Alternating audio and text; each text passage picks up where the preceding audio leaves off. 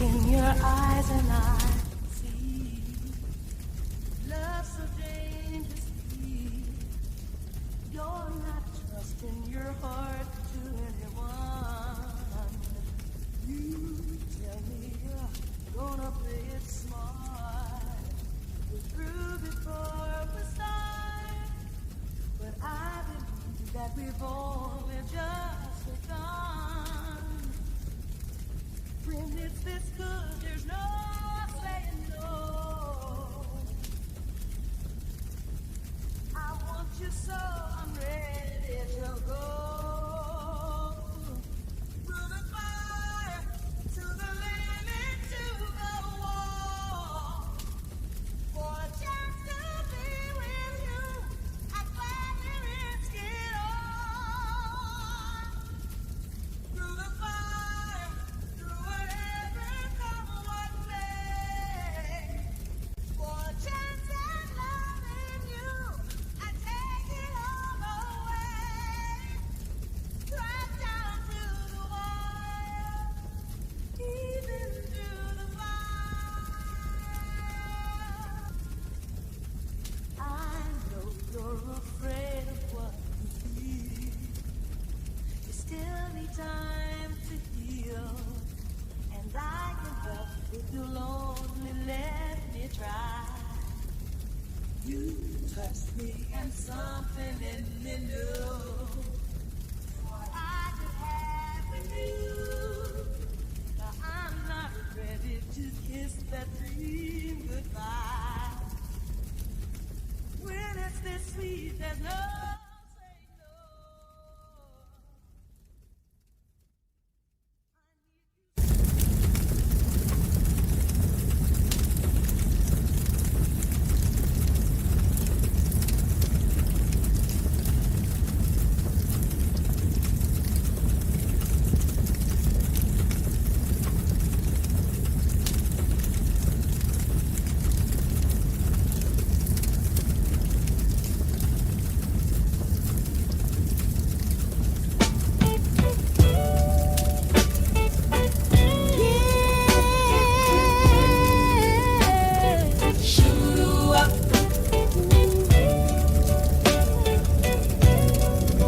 Blue Jays, baby.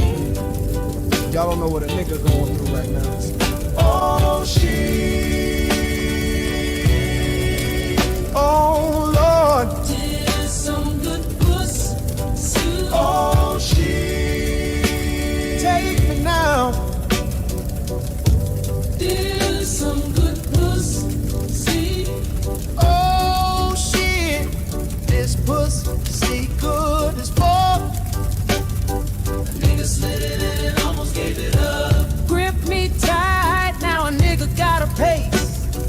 Tryna hold my load, had to switch the place. Nigga battling the storm. Try to stroke slow, but the wall's too mean. Change position, starting to scream. It felt so right.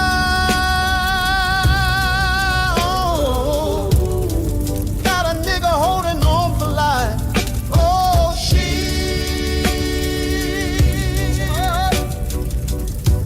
Did some good pussy. Oh, she. Girl, what you do to me? Did some good pussy. Lord, she got that blessing between her thighs. A nigga caught in the rapture. I seen colors, I heard choirs cry. Had to fake a cramp just to stay alive. A nigga ain't tryna go too soon. This thing got gripped like a 2 vice clamp, sweating like I'm marching through a boot camp. Yeah, yeah. Did some good pussy. Oh, she Feel like home. Did some good pussy. Baby, a nigga wasn't ready.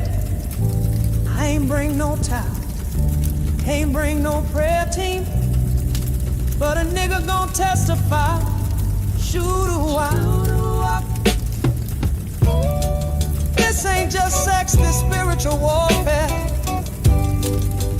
and I'm losing. Oh, she help me, Lord. Dear some good pussy. Oh, she, I'm calling it tomorrow. Dear some good pussy. Shoo, shoo, you got it going crazy. See.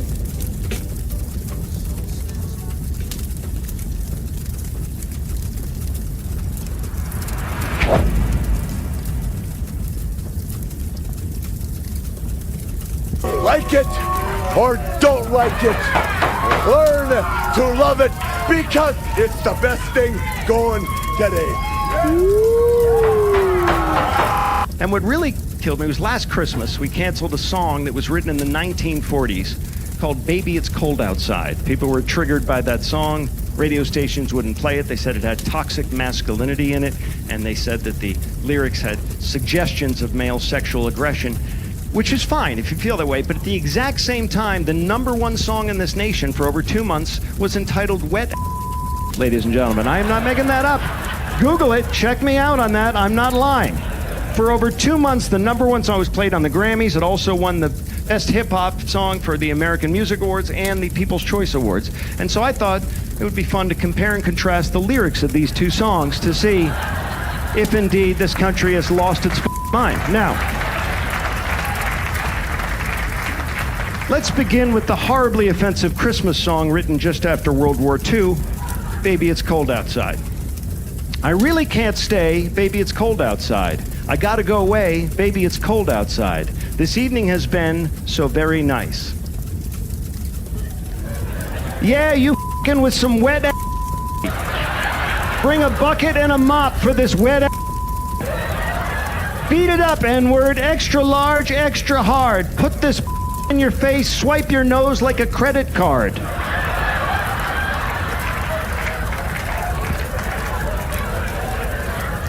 My mother will start to worry.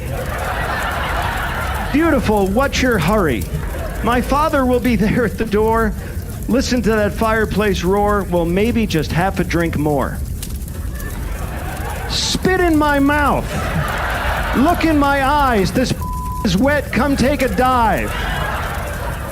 Talk your bite your lip. Ask for a car while you ride that.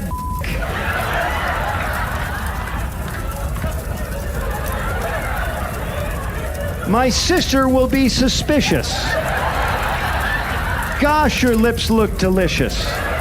My brother will be there at the door, waves on a tropical shore. Well, maybe just a cigarette more. I need a deep stroker, I need a weed smoker. Not a garden snake, I need a king cobra. I don't want to spit, I want to gulp. I want to gag, I want to choke. I want you to touch that little dangly thing that's swinging the back of my throat. I submit to you that this nation has lost its mind, everybody. When I start selling pussy, I don't want to hear it. When I start selling pussy, I don't want to hear nobody say shit. When you see me on the corner, bitch, mind your business. Because these recruiters have one more fucking time to fucking play with me. I get in an argument with my mom every other fucking day, and she comes in my face talking about some, oh yeah, mira, you have a degree, you could get a job any fucking where. I don't understand. Where? Where, Wanda? Where are the jobs? Every day I apply to like 100 fucking places. Bitch, I'm so broke. I'm rationing my pussy with these tampons. Okay, bitch, I'm on my period right now. My cramps was horrible last night. I couldn't fucking take an Advil because I'm like, bitch, I don't know if we're going to make it through the week. I'm over it! What you want to do? Decades? Yards? What you want? What the fuck you want me to say, nigga? No matter what I want, it's a matter what you want. You want some advice? Advice. Alright. We here, why the fuck not? I'm all ears. On the chorus, ad-lib a little bit. Layer the vocals differently. Something like, nigga, where's my money? I got the 4-pounder sitting right here. Don't try nothing funny. Something like that. You know, Nazir, 93, 94. Man, all that old shit you talking about, nah, nigga. Sound more like, I got the blicky on me, OG, so don't try nothing tricky on me, OG. I got mine too, young G, 9mm, and a lot of reasons why you shouldn't fuck with me either, young G. I'm the one that can pay you. I don't need to be the one that's gonna slay you. Fuck, is this a battle right now? I'm the brutalizer. I'm the Buddhicizer. I'm the accelerator. I ain't the type of nigga that be pissing in your elevator, but sometimes the rap game remind me of the crap game. I used to sport Bally's and Gazelles with black frames, but now I'm in the new chicks, Tex, and Becks. Like what I was doing, you could have come and talked to me. Instead of going behind my back, bringing in some old drunk... Stop right there. Now don't let your mouth get you into something your ass can't get you out of. Anyway, let me see your best combination. Huh? Huh, my ass. Let me see your best combination. Show him, dresser. Stuff, cat.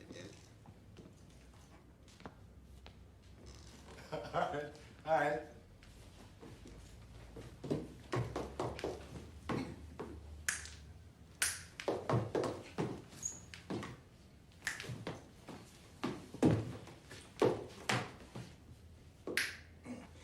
Cat daddy.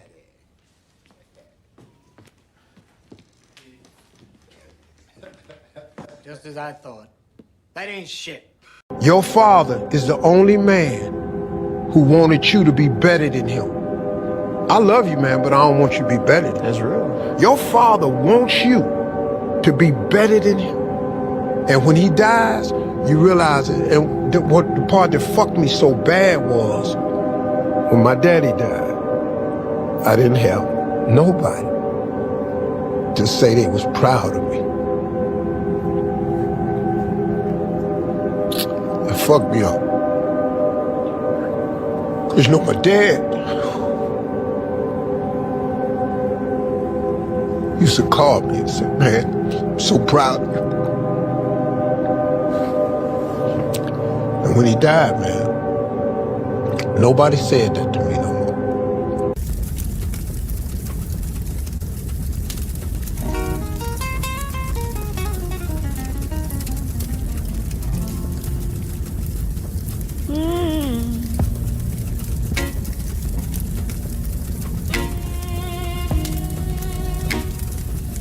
So every man got a weakness. Shorty right here, she mine. They call her the throat goat. She earned that crown.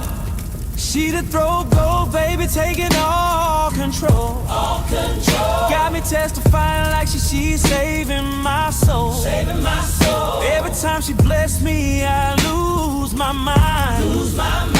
She the throat goat, baby, one of a kind. One of a kind. Met her at the juke joint, sipping on gin. Had that sly little smile, knew the trouble I'm in.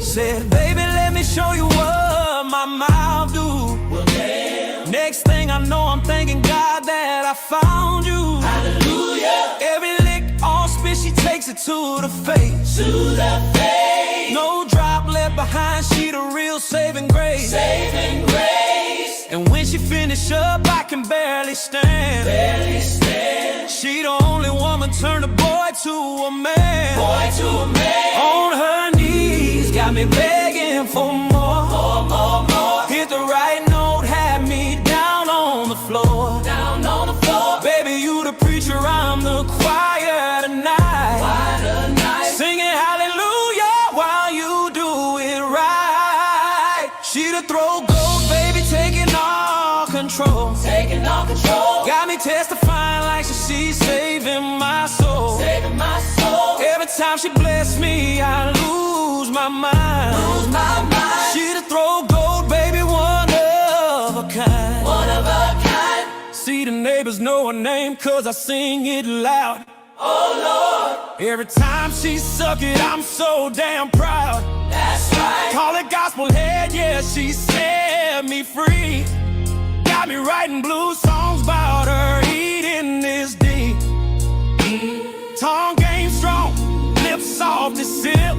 So soft. Got me pouring up liquor like I'm spilling milk. Spilling milk. Baby, take your time, don't you dare let go. Cause 'cause the way you suck it, girl, you're putting on a show. On her knees, got me begging for more. Hit the right note, had me down on the floor. Baby, you the preacher, I'm the choir tonight. Singing hallelujah while you do it right. She the throw gold, baby, taking all control. Got me testifying like she's saving my soul. Every time she bless me, I lose my mind. She the throw gold, baby, one of a kind.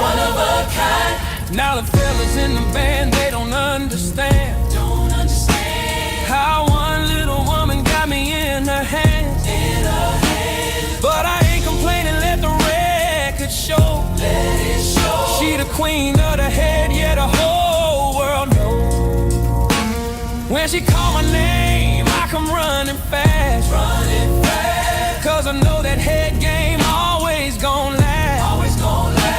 So pour another shot, put it on the floor. This song right here for the throw goal.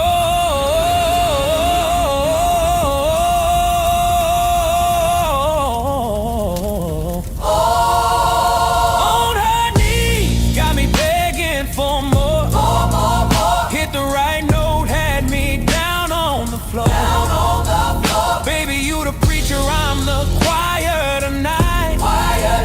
Singing hallelujah while you do it right. She the throw gold, baby, taking all control. Got me testifying like she say, saving my soul.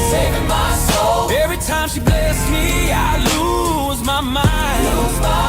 She the throw gold, baby, one of a kind. One of a kind, baby. Sing it loud. Let the whole world know she's a throw goat.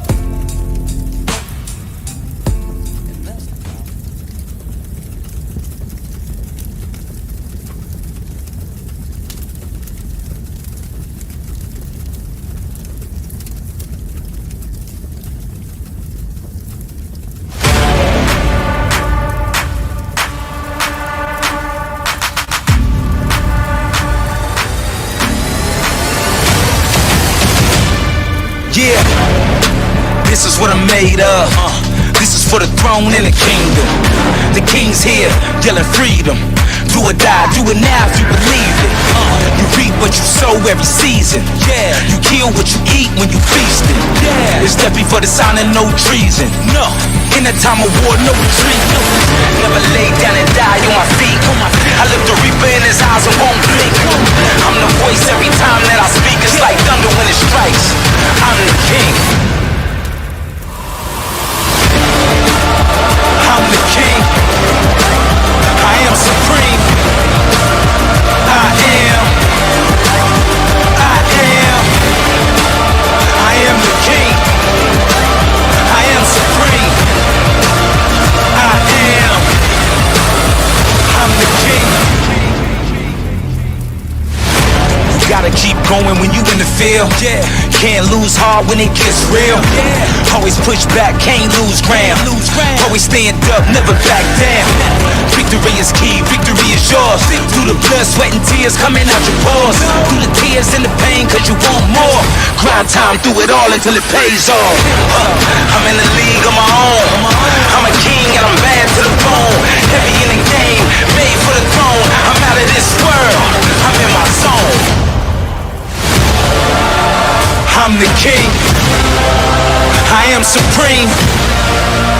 I am. I am. I am the king.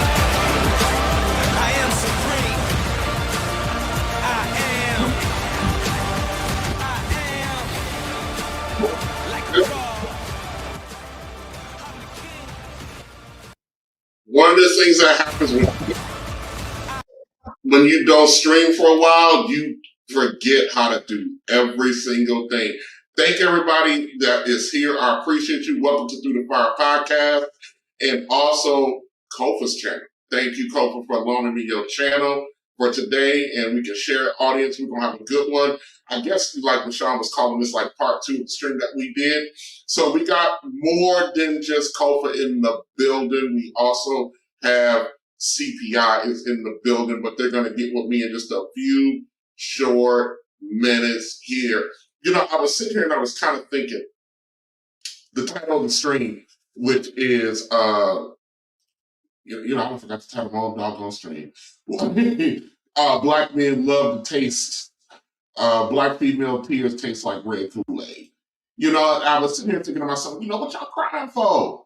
What y'all crying for? This is what y'all wanted, what you're crying for. But before we really get into it, I got some breaking news for you guys.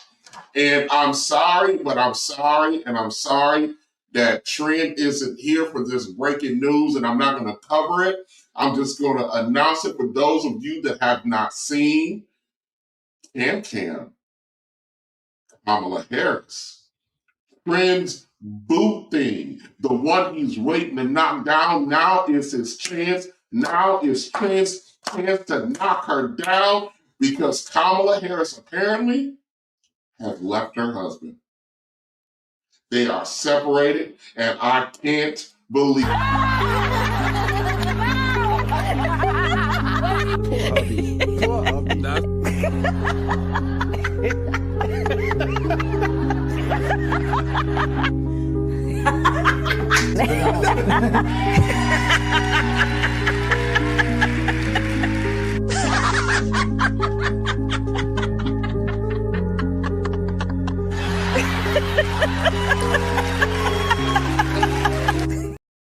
Yeah, there's an article that Cam has separated from her husband. I haven't read it, but that's the headline. So for those of you who go out there, let me know how true that is. But if it's true, I find it extremely, extremely funny.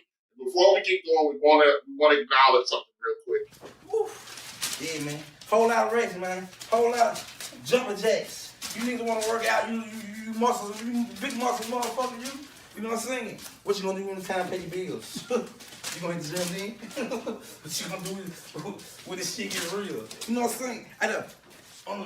Whoa, certain racks, big racks. 223, man. Go get the album. Album dropping 223. I got a long way to go. Son. Shout out to Take Heed. Thank you for the $5 super chat. It's been a minute since I've seen you. Take heed to the message. Make sure you guys go over there and that you subscribe and take heed to the message. She goes, love your content, sir. Well, we'll see.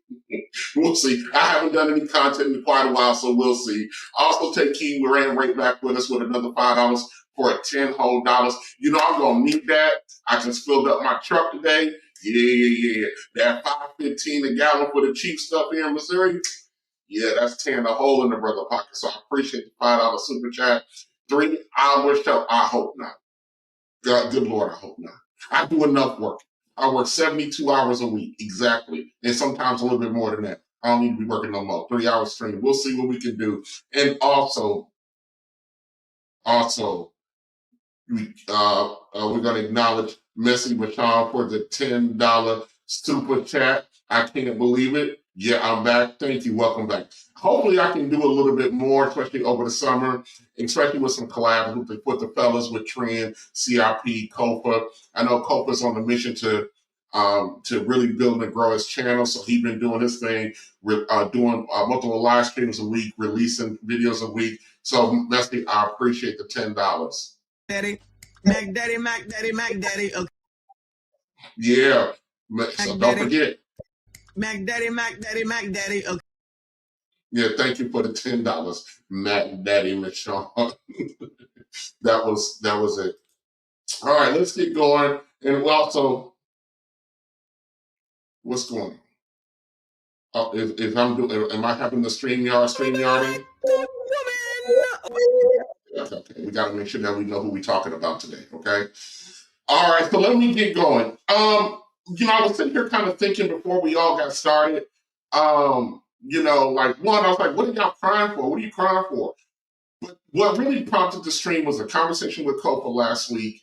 And also, I have another conversation with another, I would call her lady friend or female friend, and she was asking, a lot of times asked a lot of questions about, why do brothers not really engage or not being proactive with, openly trying to, make, permanency with a black woman. And, so I went through and had the conversation with her, and she just goes, all y'all sound like you angry, bitter, and resentful. And I'm thinking to myself, and it gets so frustrating to constantly hear that trope in my, as a rebuttal to the issues that we have. And one of the things that I've said to people individually, the reason, even when they said it to me, I go, listen, most women across the board, not just black, but most women across the board, they don't get the benefit of hearing what most guys think and feel unfiltered. They spend their whole lives with guys sheltering them, especially from about 15 till about 40 years old. Most women don't actually hear unfiltered, varnished, behaviors, because most men at that point, we are on a coochie mission. We are on a serious coochie mission, because, this is what we're seeing. Ever seen a woman that's just thick? Like, disrespectfully thick. That's what we're seeking. And so, and because we're seeking that and we want that, a lot of times we actually just tell you what you want to hear.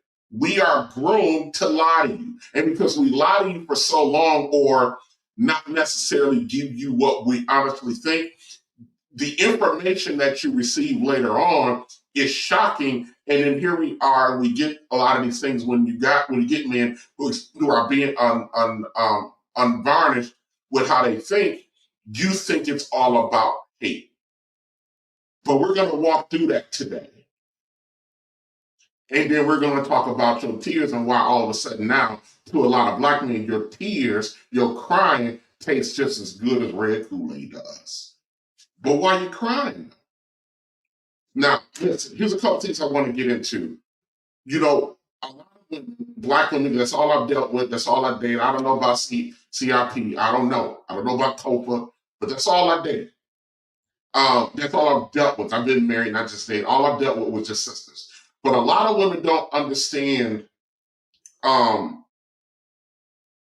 they don't understand the power that women hold. Now, in the spaces, we get a lot of talking points about, the strong man, the nasty man, the leadership. You even got, talking points talking about, women wouldn't survive without a man and all of that and the third, which all of those are true to a point, but they don't understand. But that's kind of out of context a little bit. Women hold a tremendous amount of power socially. They always have and they always will. But a lot of women don't understand the gravity of the power that they actually hold and they actually wield. Every nation on this earth, every hood, every suburb, every empire, every movement started with one decision. And that one decision was repeated billions of times over and over and over and over again. And that one decision that women have, that is probably the most powerful decision on the planet, or just two of them. Women decide who gets born and who becomes a father. That is the exclusive sole decision of a woman. And that decision alone is the most heaviest, most powerful, most impactful, most influential. Those decisions shape entire generations, entire cultures, entire empires. And I don't think for 1 second that on a day-to-day basis, our women think about the decision that they make. That is a heavy burden that our women decide to squander regularly. And then they sit around here crying, not understanding that they are almost singularly responsible for the continuation of mankind to a degree. And I know we hear all this stuff. Marriage doesn't exist without a man asking. Men control access to marriage. Women control access to sex. Women control who gets born and who gets reproduced. Which man gets reproduced? Because if women understand that they are the gatekeepers of this, that is a powerful responsibility. And that ain't just some abstract thing or abstract talking point. It's a genetic, biological, sociological, psychological, economic reality that we all need to accept.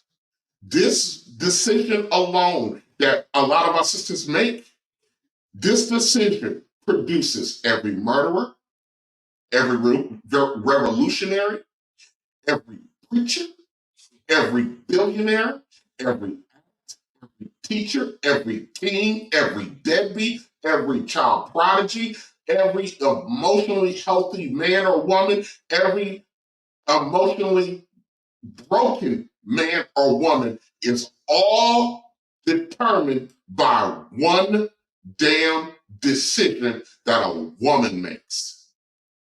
And we never sit there and look at it from that perspective. The weight of that decision that is just cavalierly, that is just so cavalier. And in 2026, especially in Black America, no one really wants to accept that part of the conversation, especially our women. Because doing that outlines the truth and it starts getting uncomfortable real fast. Everybody want to scream about the patriarchy and oppression, toxic masculinity, racism. They want to complain about economic, what they call it, economic disparity between, with the wage gap.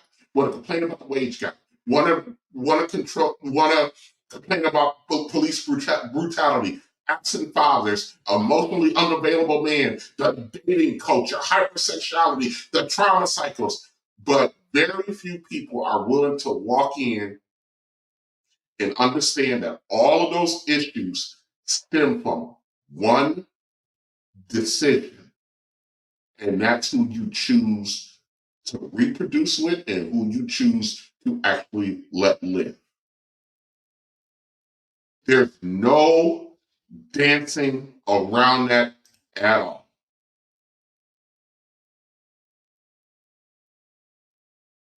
Now,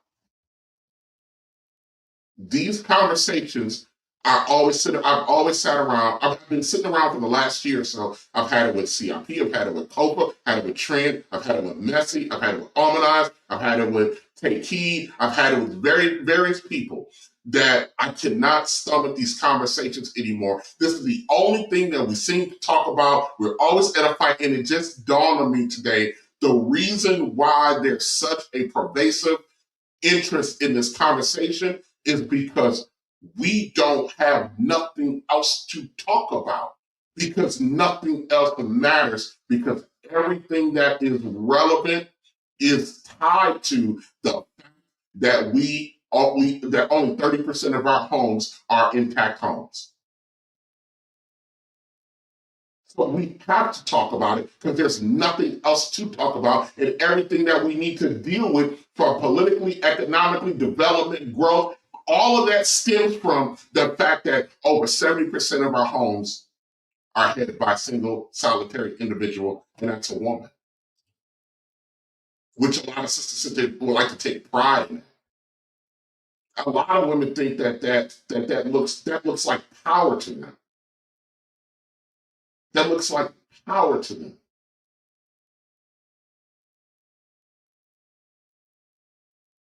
They don't understand that when that singular decision controls our future, that singular decision over 40 years has brought us here. And we see what the outcome of that is, but yet you want to cry about it. But yet you want to sit there and get mad when your men are sitting there saying, hey, this is going too far. We need a problem. The behavior's out of control. You don't want to cooperate. You want to, how you present yourself. And then when we jump on you about it, then we're angry, we're bitter, we hate Black women. When you zoom in into Black people specifically, the consequences of that decision, you cannot ignore it, and it's too loud to try to muffle the sound of it. Communities don't just randomly collapse. Generational dysfunction doesn't happen in a vacuum. It's done by singular decision. Who you allow to become a father and who you allow to be born. So that means before we got poverty, before we got violence, before we got incarcerations, before we got the so-called fatherlessness, there was a choice.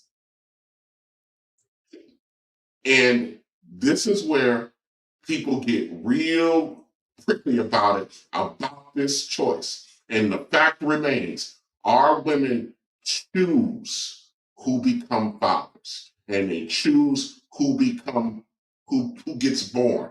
And there's no way to deny that one simple reality. Black women choose all the fathers that are out here.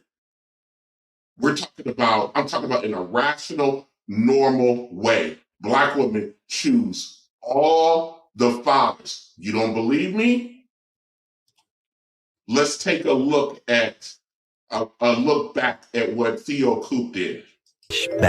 I've been thinking about doing a 20-minute video compilation of just all Kendra G women counting their baby daddies and kids. Y'all let me know in the comments if y'all think that's something I should do.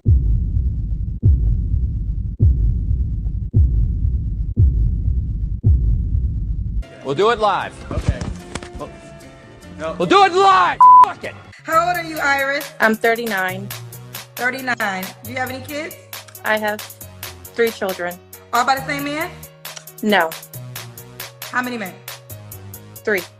Do you have any kids? Yes, I do. Yes, ma'am. I have 4. You have 4 kids. By how many men? By 3. The last 2 are by the same man. He is currently incarcerated, narcissist. If I could say, to summarize it, that is Satan himself, honey. So why you have 2 kids by Satan? I didn't believe in abortion, so at that point, I had my children. Okay, and I get this. Everybody doesn't believe in abortion, but have you heard of birth control? Yes, I just am not one that believes in birth control. Are you fucking retarded? The hell's the matter with you? Now, why are you not with the 4-year-old dad? He's deceased. He got killed. Okay, and the 7-year-old dad, do y'all co-parent well? I was engaged to my first child's father. I was engaged to my second child's father, but he ended up getting killed. We parted ways. I ended up dealing with my last children's father. And when did he go to jail? Girl, September. Something is wrong here. Dead giveaway. Dead giveaway. Do you have any kids? I do. I have 3. All about the same man? How many men? 3. 3. You ever been married? No. No. Do you have any kids? If so, how many? Wait, 7 seconds. I have 5 children. How many men? 3. You know, actually, 50 Cent is my dream man. So if he could look like him and kind of act like him, I'll be good. Bartender, do you have any kids? Yes, I have 5 sons. Really? Five sons? All by the same man? No, all different fathers. You have 5 men? Yep. Have you ever been married? No, I was engaged twice but never married. That's serious. Do you have any kids? Yes. How many kids? So I have 6 kids. Okay, all by the same man? No. How many men? 3. Well, I am poly. I do have more than one partner, so I'm open to having another partner. Just How maybe. many partners do you have right now? I have 2 partners. Oh, so girl, what you need a third one for? Oh, I'm open to the experience. So I'm not gonna play the whole video because it's 30 minutes. Kofa just told me that my mic wasn't tuned in. Y'all gotta let me know this shit. But that's an example of what we got to deal with. Of course, it's anecdotal, it's not scientific, but it's an example. That decision, you choose who we reproduce with. This here.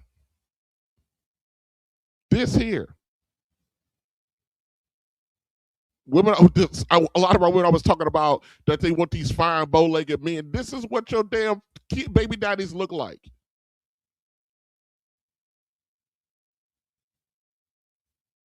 You reward this. You choose this. This is your decision. This is what a lot of your baby daddies look like.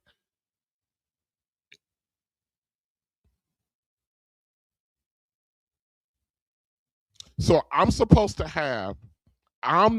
have any standards or expectations other than to be happy to take care of another defective man's child. And I need to be grateful for doing it. But because I point that out or ask the question that I need to be grateful for this, I'm bitter, I'm angry, and I hate Black women. So that's what I have to accept because I don't want to deal with these Negroes, these defective men kids, and the kids themselves being defective. And I gotta accept. Listen to a single mom. It's time to listen to a single mom. I'm a single mom. I'm a single mom. I'm bitter.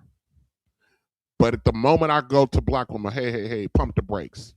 And I gotta go put up with you being disrespectful, you being combative, you being uncooperative, and I gotta put up with this dude who don't have anything to lose because his demented, defective children are in my house. I got to deal with that. And the thing that I get from my troubles is just a little bit of coochie that is been destroyed by 47 different types of men, and then their DNA is embedded in it, and I'm supposed to be okay with that? I'm supposed to be grateful? I'm supposed to be grateful? And you won't even offer me this? How you bitches keep starting shit, but can't keep a motherfucking man? Bitch, all you bitches kept and say you don't need a man. Leave it when he building, but you need a plan. It's a mix of women in demand too. I'm nothing like that drama you put your man through. I say I cook, I clean, I fuck, I shut up. I cook, I clean, I fuck, I shut up. I cook, I clean, I fuck, I shut up. It's a mix of women in demand too. I mean, I'm supposed to be okay with getting nothing but old ran through coochie for all of my troubles. How, Sway? How? Y'all give us all of this, and we supposed to hate Black women. How? I am the #1 most impactful artist of our generation. Or why don't you empower yourself and don't need them and do it yourself? How, Sway? Take a few steps back. You ain't got the answers, man. You ain't got the answers. You ain't got the answers. You ain't got the answers, Sway. But we hate. black women, and then we get called lame, goofy, bitter, all this other stuff. Awkward, can't get no woman, can't get no this, that. That's why you up here complaining. That's why you up here complaining, but we hate black women. Hold on a second, because the fellas are coming. Hold on a second, because I got a question for them. Hold on a second. If we hate black women because of all the things we bring up, how in the fuck do you explain Loving versus Virginia? How do you explain Loving versus Virginia? For those of you who don't know what that is,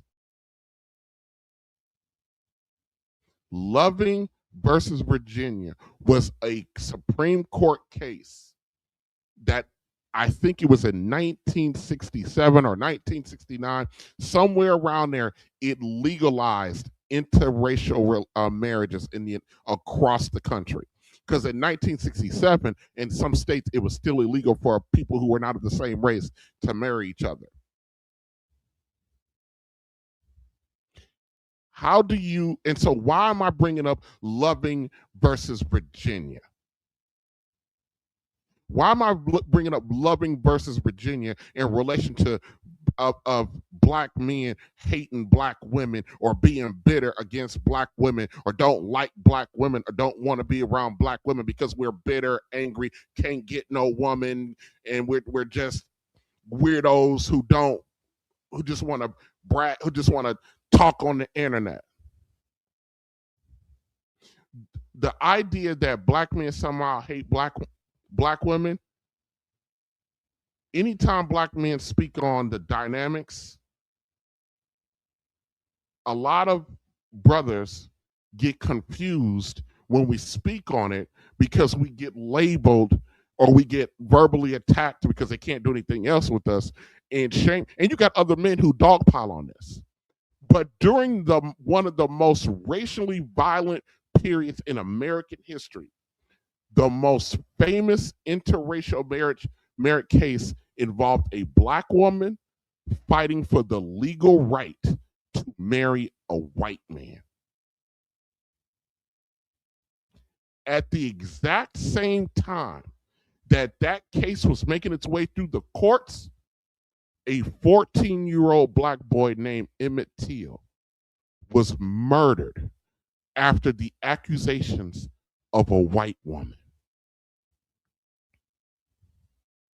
If black men hate black women so much, why don't we have a historical legal example of black men going to the courts trying to legally marry that white woman? If we hated y'all so much, why is it that law, Loving versus Virginia, that allowed Americans to marry outside of their race was spearheaded by a black woman?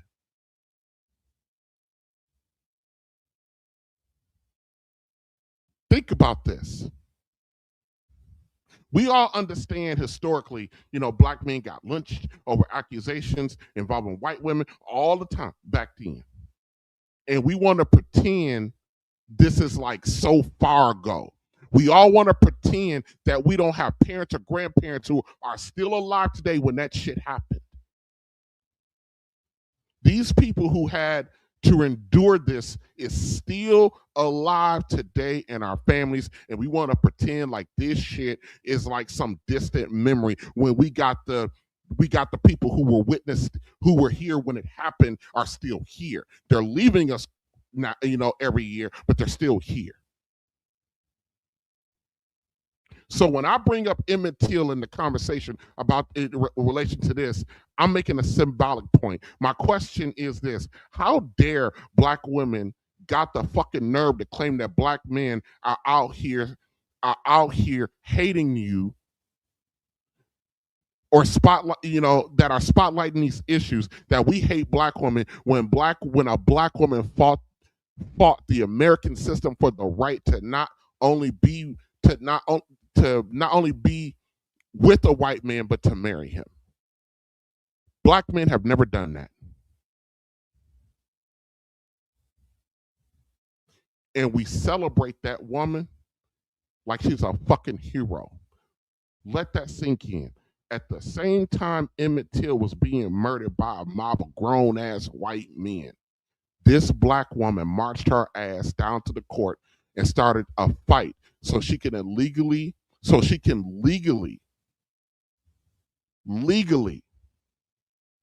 fuck a white man. So here's my question to the fellas, because they're coming up right now. Put your camera on, Kofa. Here's my question to the fellas. Why in the world? Why are you so bitter, angry? Why do you hate black women so much? And more importantly, fellas, who the fuck hurt you?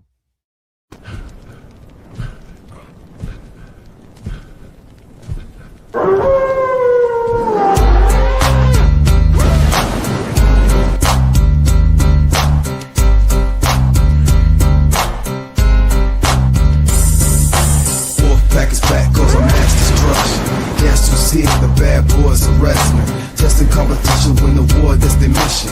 Not no mercy, see the race like the street. If you don't know, you better find out the Wolfpack. Here to prove a point, number one, best believe that you don't wanna tussle with them or be avoid of them. Come in the ring with them, you're never walking out again. Turn your back on the Wolfpack. Turn your back on the Wolfpack.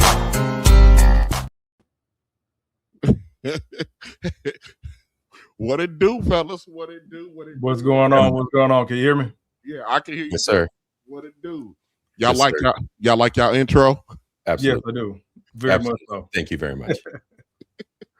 Yeah, I've been working on that for days trying to build that. build that. I need something. You gotta show me how to do that shit. Respect to the editor. Yeah. Respect, man. I need something cool when I bring up the fellas. Something real cool. The Wolfpack. And thank you very much, CJ, for having me here, man. Really appreciate you. Yeah, no problem. Yeah, definitely, bro. Appreciate the invite. Yeah. See what happens when you. Yeah. So, question: why do y'all hate? Why? I mean, is it y'all? The reason why y'all up here is because y'all too lame, too square, too awkward to get some pussy. And who hurt you? Don't forget, we light skin and light skin ain't in. Yeah, and y'all light skin and y'all not even in no more. I got the gray. They don't like the grays. Look, and I don't got no good light skin features. I don't got the light eyes. I don't got no good hair. I'm the wrong kind of light skin. No, I don't got the bow legs, so. You know. So go ahead and take a shot at the question. You want to go, Coach? Yeah, no problem. I will. I'll take it from here. So who hurt me, etc. Right? Why do I not like black women? Considering the fact that like the last 3 decades of my life have been dedicated to black women that I, in the long-term relationships, absolutely loved, no black woman hurt me. What hurt me was their behavior and my choice to remain in those situations. But it was definitely their behavior. It was definitely their behavior. It's a rebellious nature that fights against absolutely everything progressive, and not in the political sense, but in the socially moving together as an entity, i.e. family, a unit, to build something. It's complete combativeness. No foresight, no plan, randomness, a sugar high. That's a good way to put it. You want to take it from here, Kofa? Yeah, so I absolutely love. I've absolutely loved, and to a fault, within short span, which could be respected as about 6 months or so, absolutely fall head over heels for women in the past. Absolutely have. And these were black women that I absolutely adored in their natural being through and through. I can say that with my full chest, and was betrayed by their behaviors. Definitely. Go ahead, Paul. It's my turn. So we don't hate black women. I think CIP established that. It is the behaviors that we have seen that have transitioned. Because just like you said, TJ, those people that went through that real racism back in the day, they're still here. So we also grew up with those families that were still here through that real racism. So even I haven't been married, but I know what a marriage is supposed to look like, at least on the surface. Again, my parents have been married going on 46 years this summer. And people will say, Kofa, well, that ain't your marriage. You don't know what your family had going on. You don't know what your parents had going on. You don't know how many times your mom almost left your daddy was out there creeping, this, that, and the third. Granted, that's true. You ain't supposed to know. But the fact is, they're still together. Right. Now, just like CIP said, all it takes is something to fizzle out. And this isn't new. Like, the conversation bothers me, but it doesn't bother me because the conversation isn't new. I've been having this conversation. Me personally, I'm putting on Kofa. I've been having this conversation of what's wrong with black men, why y'all hate us, this, that, and the third, since fucking college. And we're looking at the checklist of what women say they want versus who they respond to, like the guys in the picture you showed. So again, we don't hate you. I just love you enough to tell you the truth about yourself. Yeah. And I think that's where the problem comes in. Like something real quick, something you also led off with was the sole responsibility of the woman is choosing who gets born and who they procreate with, right? Who becomes a father. And what I was listening to, the one word you used where you slipped up was responsibility. Flip it on his head. Women want the authority without the responsibility. Men end up getting the responsibility, child support, taking care of family. You're supposed to pick up these kids that ain't yours. Men end up picking up the responsibility and don't have none of the authority. No domain. Yeah. We end up having to fight inside of our own families, especially if you're a brother that came from a family of women. Even if your mother, grandmother, auntie, sister don't like her, I can't stand that bitch. I don't know why you made my grandbaby with her, but I know how she feel as a woman. Kofa, I know how she feel as a mother. I'm going through like this in a life stuff with my mom right now, right? So my grandmother's 84 years old. And over the last couple of years, I've been tiptoeing about trying to realign like how she engages with me like a child. You know what I mean? Like I'm supposed to be a child. Mm-hmm. And this issue with my mother is so fucked up because my mother has 6 children, including me, and there's only one adult. Mm-hmm. And I had to point out this very fact to my grandmother. I said, you have spent your entire life with trying to put your thumb on everybody. Mm-hmm. And that everybody needs to bow to you and bow to your authority to the point where there's the only person who can take care of business is 347 miles away because everybody is a goddamn child. I said it to her, just, you cussing? I said, I'm almost 50 fucking years old. And I said, Henrietta, I cuss when I want. You don't like it, deal with it. I'm not cussing at you. I'm not being disrespectful. I'm a grown ass man.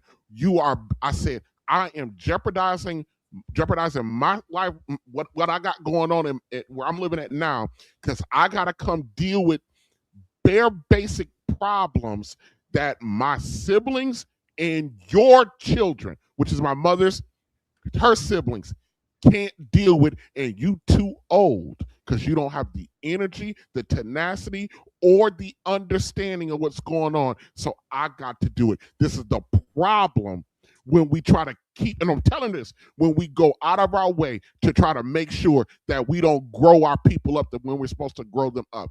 This is why I brought up the Loving versus Virginia story about how they think that we don't, that we get accused of hatred. I don't want to brush over the fact that that's very profound, Kofa and CIP, that our women call us that we hate them, but every decision that they are left up to make is nothing but a slap in our face. For reference on Loving v. Virginia, just to add to the fire, add to it, that was 8 years before I was born.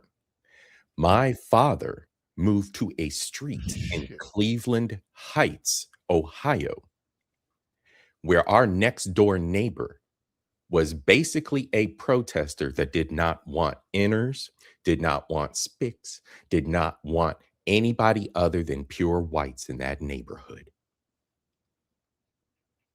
He and my father would have police called, and I remember this as a child because of the racial conflict between those two gentlemen. So Loving v. Virginia was very much something that was right there in my backyard. And the social repercussions and social vibe of what it was back then. People fail to realize that was 8 years before I was born, and it extended until I can remember as a child. We can remember 8 years back in the presidency, history, the C-19. We know these things just recently within our lives and how much people have changed. So you think from the time Loving v. Virginia, everybody was kumbaya and some everybody racial unity, what is it, Rainbow Coalition bullshit, Jesse Jackson? No. Oh, no. And our women were fighting for what? For the right to marry a white man. Go Google Loving v. Virginia and go to images, ladies and gentlemen of the chat. Go to images. Interracial marriage club. You want to be part of the interracial marriage club? We're going to go protest in Washington. The fuck? But we hate them. We hate them. But they choose they choose to go out and fight for their right to. I'm not. This ain't a knock on the white man. I do enough of that every day at the job. We on the white man's platform right now. Right. But this, they choose to go fight to marry the white man, and then they reproduce with them. Yeah, absolutely. That's status quo. That's literally status quo. That's like the average bar for baby daddy. Literally. And then it's hey Kofa, real quick. Hey, no, not Kofa. If you know, we have friendly black women, you know, that are friendly to our understanding in the chat. But for those who don't, I got a question for these women. Is this your king? Is this your king? Huh? Is this your king? These are your kings? Yes. And then you want us to come back and take care of their defective, demon, unruly kids. And here's the thing. 1, 2, 3, 4, 5. What you bet all 5 of these dudes share the same baby mama? Oh, if not, if not, and it's NYC with the 50% AB rate. Mm-hmm. She was a pass around and she done AB'd them all. 50%, 50 for every one born, one is deleted. For every 50%. Or each one of those dudes have 3 to 5 women themselves. Yes. So then when you have 5 women out here, I've said it all the time, you have 5 women dealing with 1 man. So when all 5 of these individual women are talking, it sounds like 5 just individual stories. They all found some sorry ass man. Then the conversation become what's wrong with black men, plural. Yes. This is how we got the conversation, but nobody wants to dial it back and realize they was dealing with the same dude. Yep. 2, 3 of them knew it. Yep. So why y'all? So ladies, why y'all crying? Yeah, absolutely cool with it. Why y'all crying? Because you crying now. Them tears taste like red Kool-Aid to me. I want to move forward. I want to get to a couple things I want you guys to react to. But I did want to skip over the Loving versus Virginia thing because the reason why I hit so hard on it, you know, what's the name of that dude? Patrick St. James or St. John? Ask a Brother podcast. Yeah. So when he was talking about the divester thing, and I brought that up to him in a super chat, and he was like, "Oh, Loving Virginia has nothing to do with anything." What the fuck are you talking about? That was a monumental moment in marriages, American history. Yeah, You gotta think about it. We couldn't be so in the South. There's a saying in the South. Speaking about white folks in the South, they don't care how close you get because of slavery. We've always interacted with white people. Yes. They don't care how close you get. Yes. They care how big you get. Can't get no money and be no uppity Negro. That's why Black Wall Street burned. Yes. Yeah. Up north, they don't care how big you get. They care how close you get. Well, we made it our mission. Yes. Go ahead. I just said you can be a rich black person up north. That's why they didn't have no problem with the Bumpy Johnsons and any other big dope boys. They never had a fucking problem until them rich black men started moving into white Italian mafia neighborhoods. They ain't care how big you got. They care how close they got up there. Or messing around behind their black wives' backs and having half-breed babies with the white girls. Like See, that's the thing. Down here in the South, we don't like it. It's still a problem. Massa been fucking black women. Bro. Oh, big I got the pictures and the documents to show you, bro. Our family was dwelling with them white folks, bro. Ain't nobody purebred up here. Ben sliding off with Massa daughter out of Pappy. Yeah, bro. Oh yeah. So and the Indians and the natives. For that loving Virginia, for the loving Virginia, that was a monumental case. For him to say that has nothing to do with it, like that made it law. The stuff people were sneaking around and doing, we know, but we don't know this, that, and the third. So for a sister to fight for that, like you said, at the same time, you couldn't even have an open casket funeral for Emmett Till. And then it starts to spill over, and then we're here. Yeah. Think about that. I mean, just take a second to think about that. For a group of grown white men drug a 14-year-old boy and brutalized him mercilessly. And in the same breath, at the same time, a black woman was walking our ass into a court. Right. To marry one. That was over there. That was those people's problem. Before we get to the video, we got to pay some bills. Yeah, man. Whole lot of reps, man. Whole lot of jumping jacks. You niggas want to work out. You muscles, you big muscle motherfucker. You know what I'm saying? What you gonna do when it's time to pay your bills? You gonna hit the gym then? What you gonna do when this shit get real? You know what I'm saying? I know. Whoa, 7 racks, big racks. 223, man. Go get the album. Album dropping 223. All right, salute to clock something, whatever. Clock something 1240. Here you go, brother. See, this is why us Gen Z men don't like black women. Oh Lord. We see the men that they choose. A lot of young guys, 18 to 35, have checked out. We will not be step dummies. Okay. Or as Anton says, step crash dummies. Yeah, and you are on the panel, gentlemen. But with a 6-time gentleman who has dated 6 different baby mamas.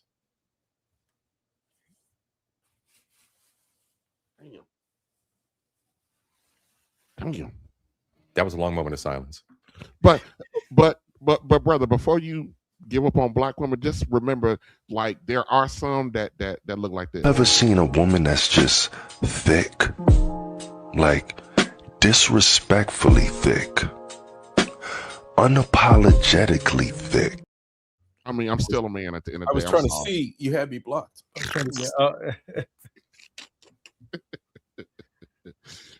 Yeah, I want us to take a look at this conversation before we get to the tears that taste like Kool-Aid, because we got some tears that taste like Kool-Aid coming up. But I want to take a look at this. This is interesting. I forgot the name of the show. Counterpart, I think the name of this channel is that this is from. They got 4 women, 4 men talking about various issues, including child support and stuff like that. It's a long video. We're not going to look at a lot of it, but I want us to take a look at the absolute, especially the opening question, and just the complete misunderstanding and the complete delusion, or I should say delusion, the complete separate realities that men and women have. Okay, so here we go. Take a look at this. Welcome to Counterpoint, where we've made it our mission to share conversations that are honest, unscripted, and grounded in real experience. We bring people with different perspectives to the same place for open debate and conversation. I'm your host, Ryan Price, and on today's episode, we have single moms, single dads. Now, let's get into this episode of Counterpoint. Single fathers are respected more in society than single mothers. What? We'll start by bringing up everyone that agrees now. False. Oh, explain the program. Yes. Why do you feel that? I'm a pause right there. Explain the programs for men. Look at that. Hold on. Look at that. Oh, never mind. What was the question? What was the question? Do single fathers get more respect in society than single mothers? Single women. And then all of the women said yes. Most did. 3/4 of them did. Except for one. Save for one, but you said look, right? And I looked with two sets of eyes, right? I'm looking at with the thought of, okay, the women. He said which women, so he was calling on the women, right? So when you look at pattern recognition, bright colors mean toxic. So I'm immediately going to look at toxic, frumpy, and I'm immediately going to know that they're just man haters, because I was triggered by the question, because I'm expecting them to be honest and be true. So name what commercials, what social programs, what government programs, what assistance, what child assistance, what child laws are tilted toward men in any way, shape, or form. There is nothing. How many sanctuary safe places and homes for homeless men alone are there for mental care across the nation? We're going to talk about this for Men's Mental Health Month or not, because I do my silent episode. But this is triggering. There's nothing. We're like seconds single father on the panel. I'm gonna check out now. I'm gonna let you cook. Kofa, what do you think? You want me to answer the question?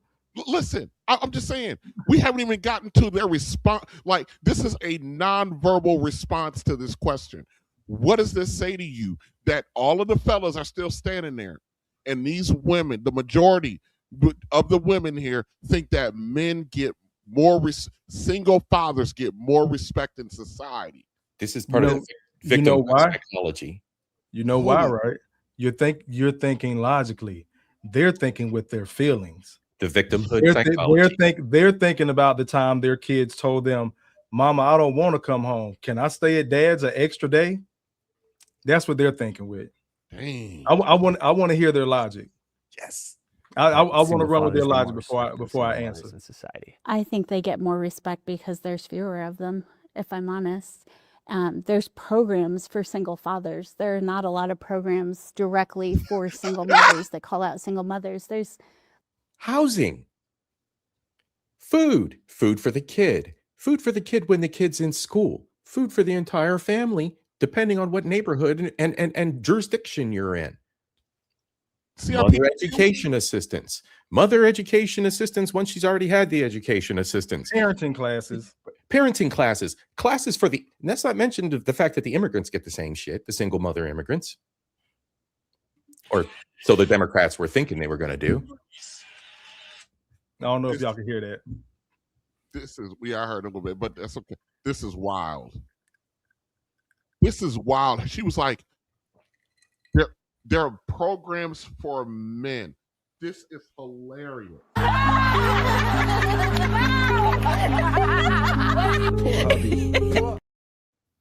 I mean, it's hilarious. Let her continue. Father's Initiative programs. So I think it's because it's so rare. I actually had this conversation last night.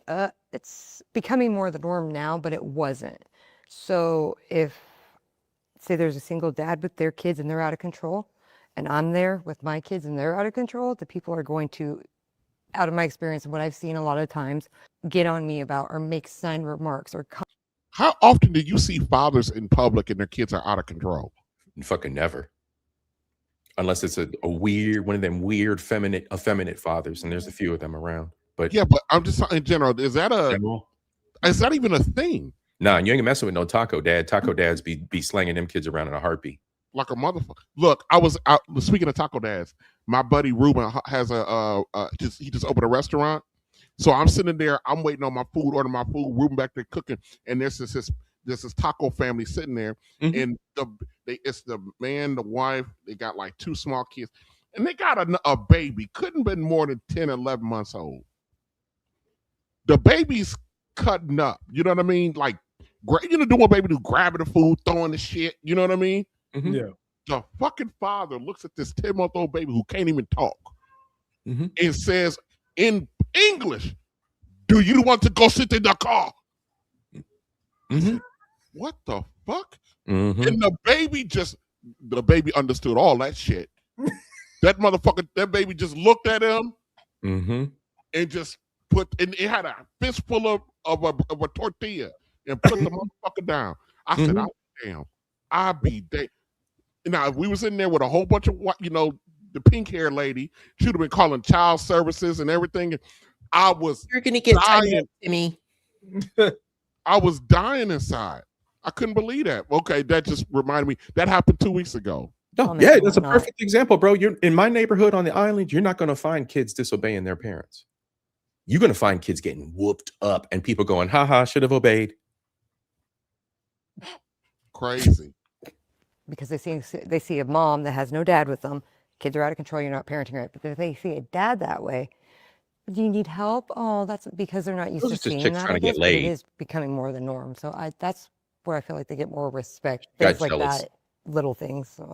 You don't see it very often. A lot of times, in my experience, I've seen where if there's a single dad, then they end up with a girlfriend or a mother type figure in their lives to, kind of help with it. There's a single dad, then they're getting the extra help, or there's classes and different events for them, like daddy-daughter dance. I mean, sometimes you'll hear about mommy and me, but mostly it's the dad thing. Okay. He was right. Well, and now Kofa hit the nail on the head. Do you know how much pussy I missed out on when a bitch found out I had a daughter? And I mentioned my daughter specifically when I'm talking about dating, realistic dating. I know I said pussy, I'm tongue in cheek, got the toothpick Kofa is here. You know how many women don't fuck with single dads? Especially those of us that have daughters. This is how I know black women know they full of shit. Because my daughter just happens to be black.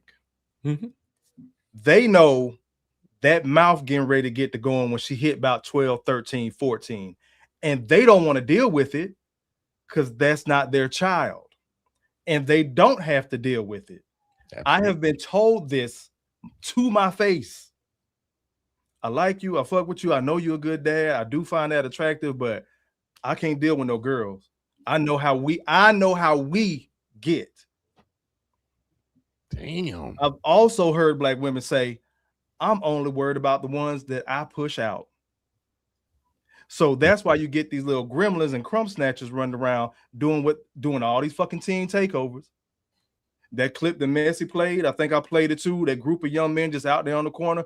The guy specifically asked, "Do your parents know you're out here in the streets like this?" Every one of them boys said, "My mama know, my mama know, my mama know, my mama know." Yep. Every single one. But couldn't nobody tell her shit when that boy was 4 or 5 years old throwing a fucking temper tantrum. Then he grew up and he undisciplined.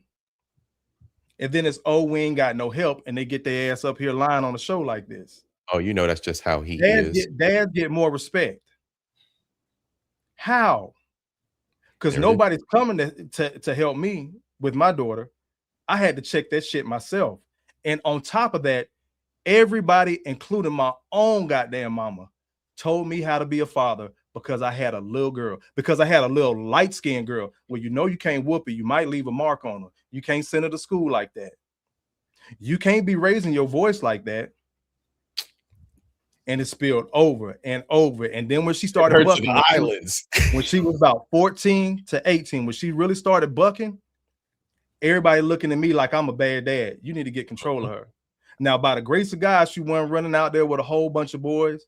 We ain't had no pregnancy scares, no crazy shit like that. My daughter ain't got it all like her daddy. She kind of scrappy. She liked to fight. So that's what I had to fucking deal with.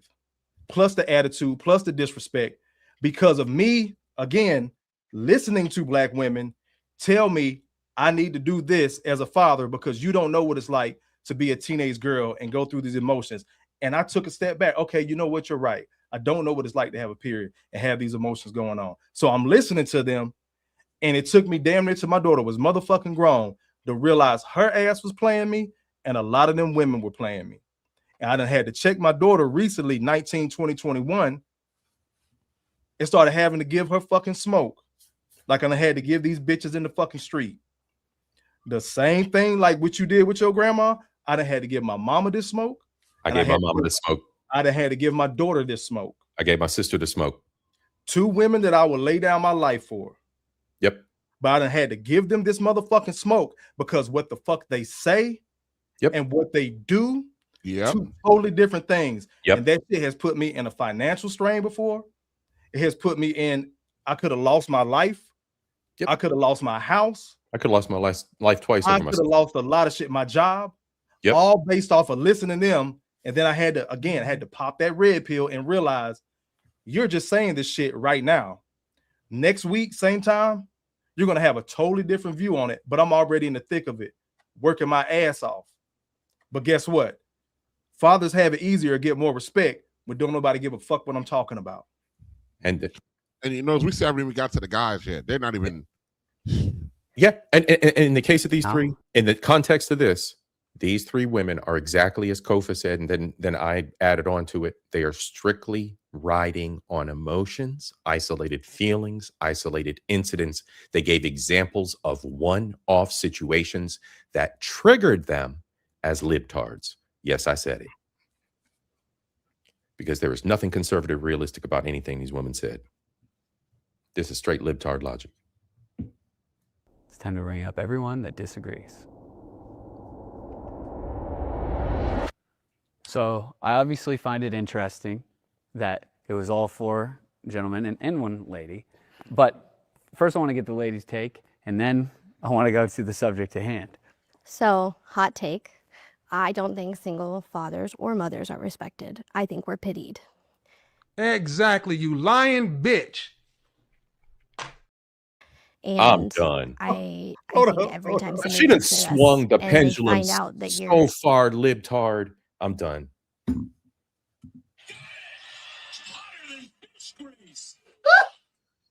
Jeez, dude. Nigga, how did I miss that Kevin Samuels clip? Bro. How I don't have that shit on my soundboard. Bro. That shit was right on time, bro. The pendulum of feelings swung so far. These people are so, oh God. You lying bitch. That shit was right on time. My bad, bro. My bad. This shit was perfect. But a single parent or you wear that badge or things like that, it actually can go against you, especially like in the corporate world. So I feel like single dads, we don't get no love shown at all. For one, I've never heard of any programs that were like, oh, if you're a single dad, we got your back. Hell no. If anything, they just look at you like, you better figure it out. You know what I mean? Like Father's Day is not even held with the same significance as Mother's Day at all. No. And like I said, there was never not one time where they were like, yeah, here's a program for you and your daughter or whatever. None of that.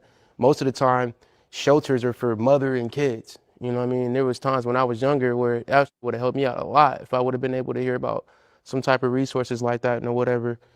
And, you know, it is what it is, though. You know, that's what just comes along with it. But for sure, like, I've never heard of any programs that were for helping single dads with kids. And like I said, for Father's Day, Like it's not really. It don't even feel like it's the same significance at all. Like I've never been to a Father's Day restaurant where card they were like, section "Yeah, doesn't Father's exist. Day, you get to eat for free," and shit, and like even the gifts suck. Like, the Father's Day gifts suck. Father's Day With cards me and do my not kids, I exist. can't go out and get food stamps. I can't go out and get any benefits like that. In fact, I lost 3 kids to the court system, which is a little different, but in the state of Nebraska specifically, is tailored to the mother. And these are based off of laws from the 50s when the soldiers went to war and the government tried to step in to help the mothers Just like and the welfare. children. So it's been a battle that I've been fighting for the last at least decade. I'm trying to get my kids back in my life, and it's been tough. So that's why I disagree. Disagree as well, piggybacking off of what he said. The court system's a different topic, or Yeah, we will do that one later in this episode. are horrible for men. I've been trying to get my daughter for a while, and it's nearly, you got to pay a lawyer, God knows how much. The same thing, Father's Day, nobody really says much about it. Like you go out to a restaurant, not even the waitress or anybody says Happy Father's Day. I think in general in society, guys are thought of as like the breadwinner. So when there is a split, I think that they're like, the guy, you're just supposed to handle it. Like you're supposed to do that. And if you have a single mom, like I have 3 kids, but I think if you have a single mom raising 3 kids, everyone's like empowering her because they're like, wow, how do you do that by yourself? How do you do that by yourself? And as a dad, I think they're like, you should just do it. Like put on your boots and get to work and take care of your family. So. But did anybody hear anything that they said that, just didn't, I don't know, you don't agree with, or you do, I'm happy to give you the resources afterwards, that there are fathers resources. There's a whole initiative at Lutheran Family Services for fathers, and I'm happy to give that to you. I will say too, like piggybacking off of that, I haven't heard of any programs since I've had kids. Because everybody used to be all moms, like he said, like it stems from the 50s. Is this like that's the names newer? of things, but it is for any single parents. No, she was so nasty and so rude that I don't ever bring anybody around me like that. So nasty. And that's what happened. So rude. So nasty and so rude. That motherfucker. The level of gaslighting is really irritating. That fucking broad, she just completely dismissed what he's saying. He's saying there are no resources. We know there are no resources. And Lutheran Social Services. Lutheran Social Services is. I don't want to turn this into another stream. There are no resources for guys. Thank you. Period. I know LSS. I used to work for them fuckers 100 years ago. An organization I'm affiliated with give food to them, and I never once in my life have seen a man, ever. You know what? I'm going to add this before anybody puts it in the comment now or after. We have programs. I'm telling you from an Atlanta perspective. Do you know how few and far between that information is shared? Do you know some of these programs still fucking charge? So I got to go pay a program to help me, plus pay a fucking lawyer. And then we get called fucking brokies for having a 9-to-5 legitimate job. This is why they like the Pookies and the Ray Rays, because they can get some quick ready-made money. Well, not only that, they'll trick off on them with the shoes and the purses and shit. Women think that shit is money. The work that goes into single fatherhood, TJ, you know this. So when y'all say there are no programs, technically they exist on paper. They're somewhere in the atmosphere. But grabbing at them motherfuckers is like trying to catch rain in the palm of your fucking hand. Yeah. Bro. Yeah, man. Whole lot of racks, man. Whole lot of jumping jacks. You niggas want to work out, you muscles, you big muscles, motherfucker, you know what I'm saying? What you gonna do when it's time to pay your Bro, shout out to Schooling for the $5 super chat. And then he came right back. I think that was on my channel. Then I think Kofa, he got you with the $5 super chat as well. So salute, good brother. I appreciate you. I'm gonna hit him with something. Go ahead. I think. If you don't, I got something for him. Go ahead. High heels on my tippies. Dolce and Gabbana, that's on my titties. Hop me. What? High heels on my tippies. Don't say ain't Gabbana, that's on my titties. Why you keep doing that to me? I can't even see. You keep something I wanted to mention with the programs as well, Kofa. I've never met a man who's ever been able to access any of those programs. And then secondly, the level of gaslighting that we're seeing here is an example of what I talked about on a recent show when I made a statement that our women don't need to be following the pink women. This is the same cliff they led them off of with the initial feminism version 1.0 push. This rhetoric, this feeling-based bullshit that has no emotion, no logic behind it at all whatsoever, is manipulative and is literal gaslighting. It's lies. It's lies. Stop following these whores. It's too late, bro. Again, as I've said many a time, the horse is out the barn and has ran down the dirt road. That motherfucker gone. I mean, this is just stupid. Yep. And as soon as the emotion behind being a victim kicks in, because black women are the number one victims, as we will probably explore at some point, but they're the number one victims, and they victimize themselves through their entire lives. And then you see a little, oh my God, the pretty white woman is, oh my God, white woman tears, oh my God, and the shit just perpetuates itself. Oh, that bitch feel like I feel, oh my God. Yep. Again, that's the Not to make it a gender thing. I don't. But we actively go I out never and search cared for for her. community. This is where that shit kicks in, CIP. I never cared for her, but I know how she feels as a mother. My bad. Y'all have it in your heads because regardless of how you were raised, that you have to do this shit on your own. And I have a lot of guy friends that are single dads, and the second I give them a packet of resources, they like, oh my God, why? And they bawl. And it's because you guys don't always reach out for those kind of resources, or you Exactly, you lying bitch. because you guys should know what your rights are. And like, I feel for you because you should know what your rights are. And I want to let you know that the Nebraska court system has gotten better because of my story. So with that being said, that's a contender here too when it comes to resources. And I do feel like women, we are just supposed to be motherly and we are supposed to know how to be mothers. I have a problem often. I'm a working mom. Her I do very well for situation, myself. siloed, And people single comment on situation. how often I work. People Not comment everyone. on how often I do stuff and I should be at home all the time. I shouldn't be working. Well, I'm sorry, I'm a single mom and I don't get support from anyone besides me. How am I supposed to do that? I had to go out and find my village. I had to go dig for resources and it was really hard. I think just from a young age though, like just growing up, we're taught like just get it together, just do it. So we isolate. I don't go to my buddies and be like, hey, you want to help me with my kids? Like, you want to watch the kids or something so I can go do whatever, like. And do you feel like that's a problem?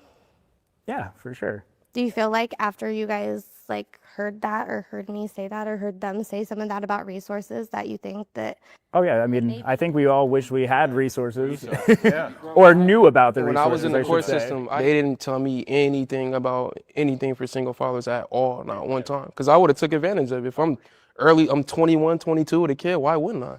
They didn't tell me nothing. I think an important part about all this too is what people fail to realize is people trust man and woman before they trust God. And I'll bring that in because I'm a believer. The fact of the matter. Okay. I just, the contrast. I mean, they're literally not listening to these guys at all. No, they're not. They're not listening. They're not hearing them. The guys are saying one thing and the women are responding to something that the guys didn't even say it. Yeah, but that's exactly the way that unintelligent women respond. That's scientifically proven. You can say the world is round and she'll say, well, sometimes I see an octagon, but whatever. And it's a blue octagon. It ain't blue and white, whatever. Yeah, we're sitting there trying to talk, but my point being, because there is a panel of white when there's only one, there was one probably biracial woman at the end of that, but they always talk about how, because we talk about the issues that we need some adjustment on, but but we hate them. And here's what all they need to do is this. Come out here, bow down, acknowledge me, apologize, and then let's move on. I mean, is that too hard to come? Oh, that shit ain't happening, bro. That shit ain't gonna happen. I want to run something. Go ahead, my bad. No, I was just gonna say, bro, I apologize for having the chuckles. When I tell you I've been fighting this fight for 22 motherfucking years, that's why when that dude said, bro, I would have used them resources. I was 21, 22 years old. Let me give you this another personal example, because Kofa fucking crazy. I'm 22 years old. Just graduated college. My daughter is like 6 months old, maybe 9 months. She's not a year. I try to talk to her mom about getting WIC or food stamps or whatever. Because mind you, I'm out of college. I'm looking for a job. I'm working like some bullshit security stuff like that, but I'm looking for my first real job. Mm-hmm. Mama got too much motherfucking pride. Mm-hmm. She's not working. She's staying with her parents. All she had to get up and do was go down to the WIC office. She fucking refused. I'm not gonna do it. We're not married. You already made me a statistic. This, that, and the third. Guess who swallows their pride? Takes his ass down to that office. I'm filling out the paperwork. I'm like, ma'am, my baby is this age, this, that, and the third. Got the birth certificate that I signed already. Got the documents I thought I needed or whatever. Again, 22 years old. I talked to this woman in front. I was like, I'm trying to see what I need to do to get food stamps or WIC or whatever, so I could take care of my baby. Had my little piece of shit check stub and all that. Mm-hmm. Almost got emotional because it still fucks me. You know, this woman laughed at me, bro. Oh, she pulled one of these.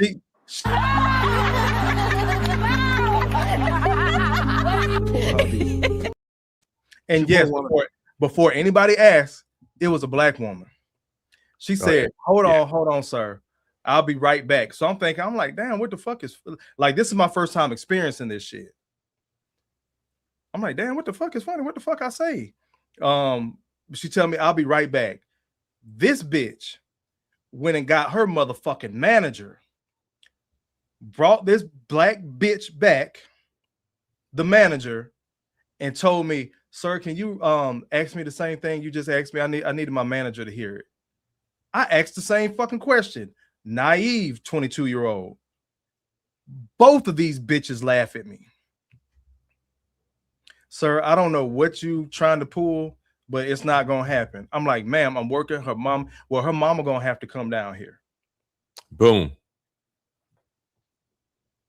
Fast forward. White women have no idea how gatekeepers work. Fast forward 15, 16 years later or whatever, watching TV. This guy is on one of those paternity court shows describing a similar situation. I'm like, I know how that feel. I'm at my mama's house. I'm like, damn, I know how that feel. And she like, what are you talking about? I tell her the same story I just told y'all. My mama told me I was a damn lie, that men can get this stuff. This, that, and the third. She thinks that men can get these programs and stuff from the state because she just helped my uncle, her brother, just get his benefits. Totally negating my uncle is well over fucking 60. God damn it.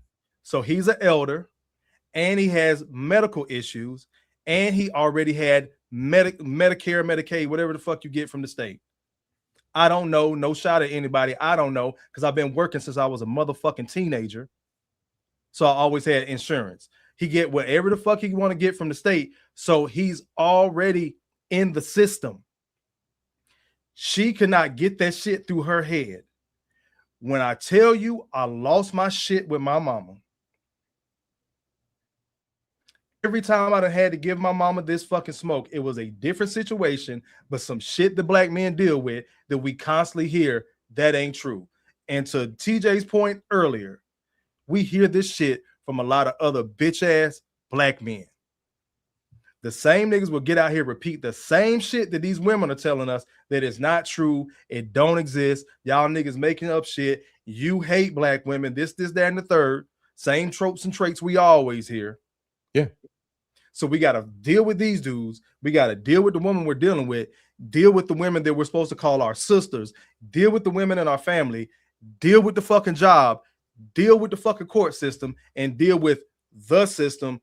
Just a 22-year-old trying to get some extra help so he could take care of his baby. So you I decided then, fuck everything else. I'm gonna move for this girl like I'm by my goddamn self. So you bitter and you hate black women. As are following, I'm the. You see that motherfucking passport behind me, don't you? Hey, Kofa, what's the number what one? they think about me? What's the number one biggest expense that we have in our lives? Housing. I watched from the time I was 22 to maybe 30 years old, dating different women who had housing 100% paid for them. 3 and 4 bedroom homes with full basements and garages paid for them 100%. When these women, these gaslighting fat little heifers on this show, these little pink things talk this shit, I want to see them match that for men. I want to see any woman of any race in any legislative county across America show me where a man can get that. Personal story for that. I got a homegirl right now. When we first met, we kind of did our little thing. It fizzled out. All right, cool. No harm, no foul. I don't hate black women. If I pick up the phone and call her now, she's going to pick up. We still cool. When we first met, her son was 7. He is 24 now. She's still in the same motherfucking house she got when he was 9 years old. She was in an apartment first, and then she got the Section 8 voucher at 9 years old. Her son, 24, 25 years old. She gonna give it to him. He's and then still in the same motherfucking house. When you say 3-4 bedroom house, double car garage with a nice ass backyard. Nice. To this day, bro. And there it is. Then had multiple niggas in and out of that bitch. There it is. Salute to Section 8. All right, guys, we're gonna put a pin there. I want to get to a clip or a video from This Might Be Risky. We're marching towards the tears that taste like red Kool-Aid. Oh, by the way, her son is in prison right now. Of course he is. Naturally. You guys are following. I'm the captain. You're not questioning me. You're not making no other decisions. You voted me captain because of what I proved, right? And now people think they can question a captain in the midst of the season. Now take that and extrapolate that to marriage, which is infinite and finite, right? And if we don't want to get to marriage, you already had sex with that man, right? So either you end up defiled or you end up married. But we keep on dismissing those aspects, right? Where we are conditionally submitting when we want to, right? And then think we have good discernment all of a sudden.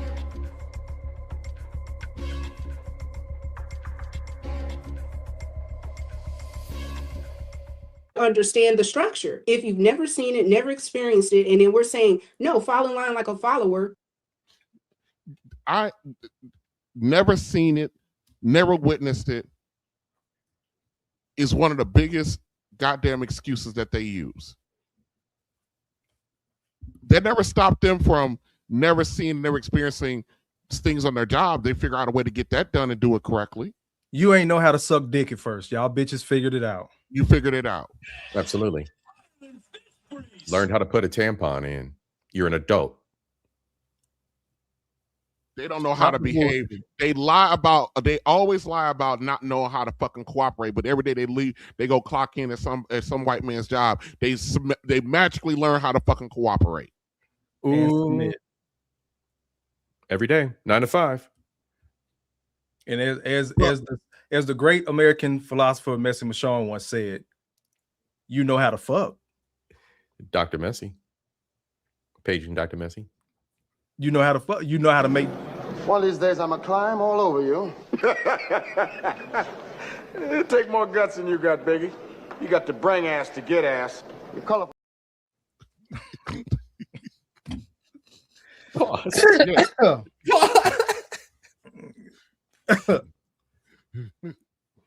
Not everything else. But don't forget now, Kofa.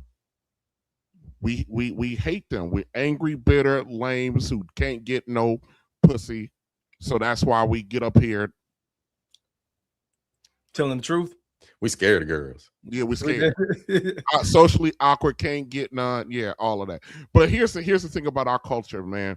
Everything is about. Notice it's about stuff that can't last, won't last, superficial. Meaning everything is about fucking and dating. Dating is temporary, so it's fucking. Try it until you buy it.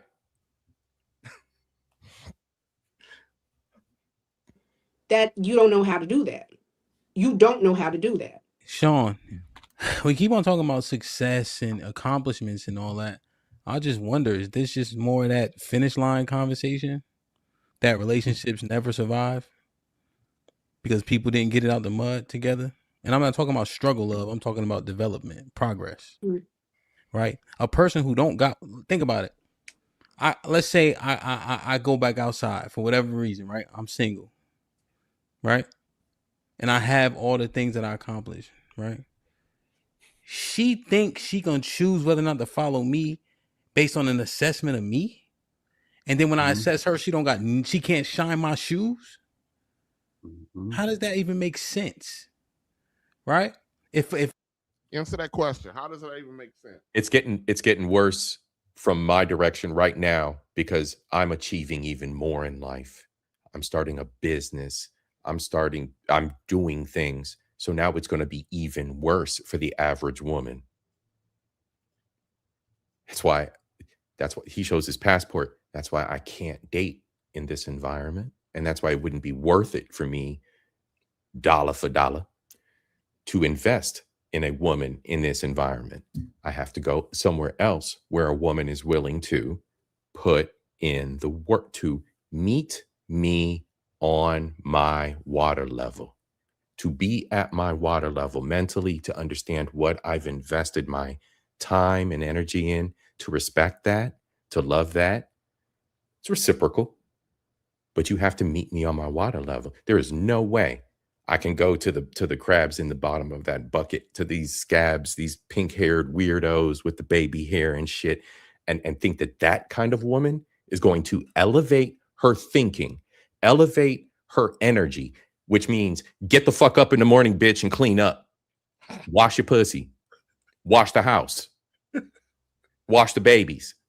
If you don't invest in your own ass and what's in your fucking, and why your car looks like a pile of shit, how are you going to keep my kid? So there's a water level there. There's observations of who that person is as an entity. This shit, the average American quick express Starbucks chick, like these Starbucks chicks, these GMO baby hair bullshit that shit's not going, that's not ever going to be anything as I continue to evolve, as I continue to grow, gain assets, gain worth, net worth, value. That's dollars. What the fuck am I going to do with a broke bitch with kids? You're supposed to pay for that hair, CIP. Yeah, you right. know that. We are not saving no community hoes here. Don't forget, this is masculine. Oh, true. This is. I can't keep up with that. See, I can't keep up. Even now, I can't keep up with that. This is masculine. I can't keep up. Kofa, CIP, TJ, Trend, productive men. Your lames can't get no pussy, awkward, don't know how to talk to nobody, beta, simp. You got to go overseas because you can't get nobody here to fuck you, so you got to go overseas to get some brainwashed who can't speak English. You hate black women. Let it know. Love black women. Go accomplishment, right? And she go down her list, right? And it's not close. Then she get to say, oh, yeah, you got all this, so yeah, I'm gonna choose to lead you. I seem like It's asked backwards. But the follower does have a responsibility To follow. And be on, to be in accordance with that leader. So you don't think it's a good idea that they make sure they're choosing a leader that they can follow and that they will follow? They don't even know these things, right? So like Dr. G, take this walk with me.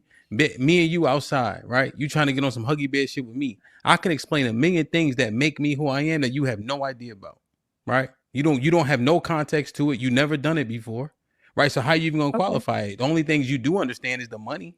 Well, I mean, it takes time. Like I gotta make sure. So it's gonna take time, several encounters. Let me ask you this. Trying to get When we out together, when do I? His question is, who are you to qualify him? That's what he's asking her. Yep. But her ass, she got an answer. She has an answer. Get to start protecting. Well, I mean, immediately.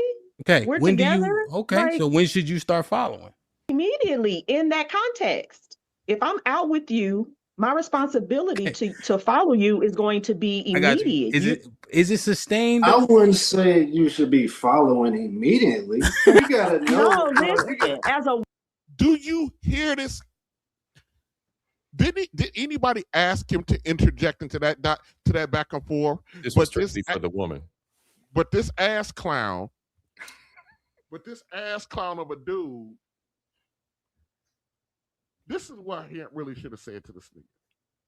Fuck out of here before I kick your ass.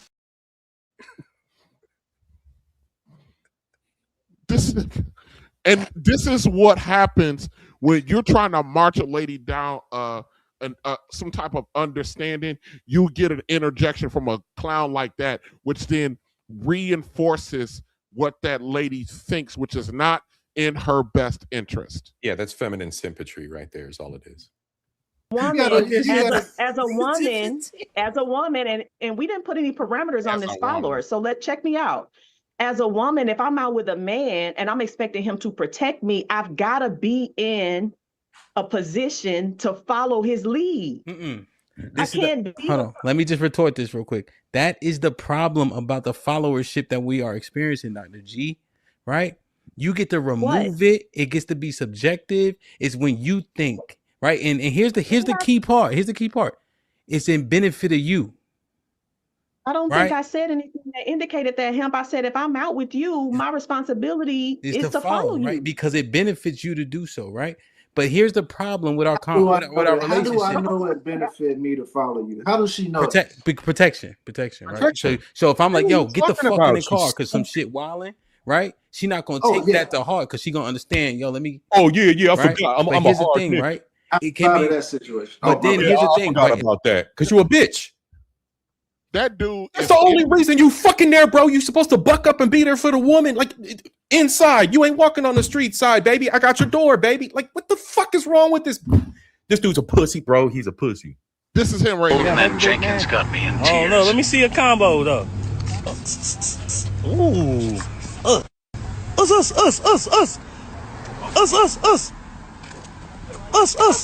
Woo. Talking lame shit.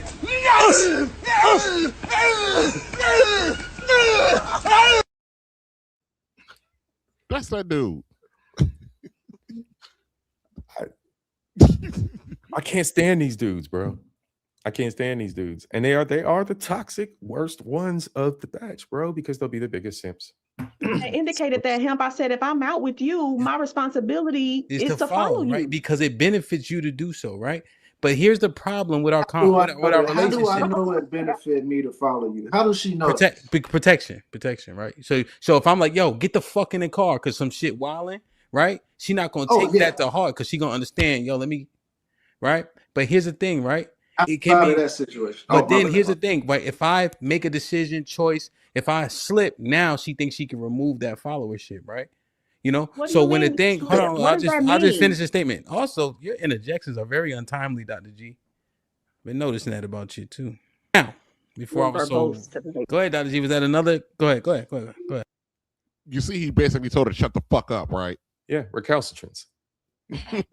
She fights back, recalcitrance. She has to rebel. I'm going to say my piece. He more sophisticated than me because I would have told her shut the fuck up.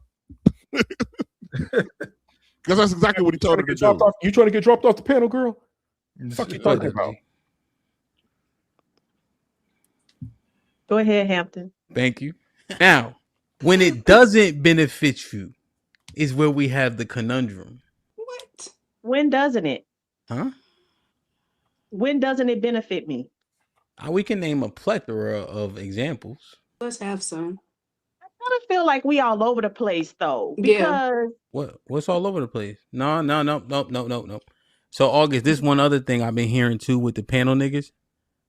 They try to make a premise. They try to build a narrative, right? So then when they talk, they can try to make like they organizing something. Nah, beloved. Ain't shit disorganized.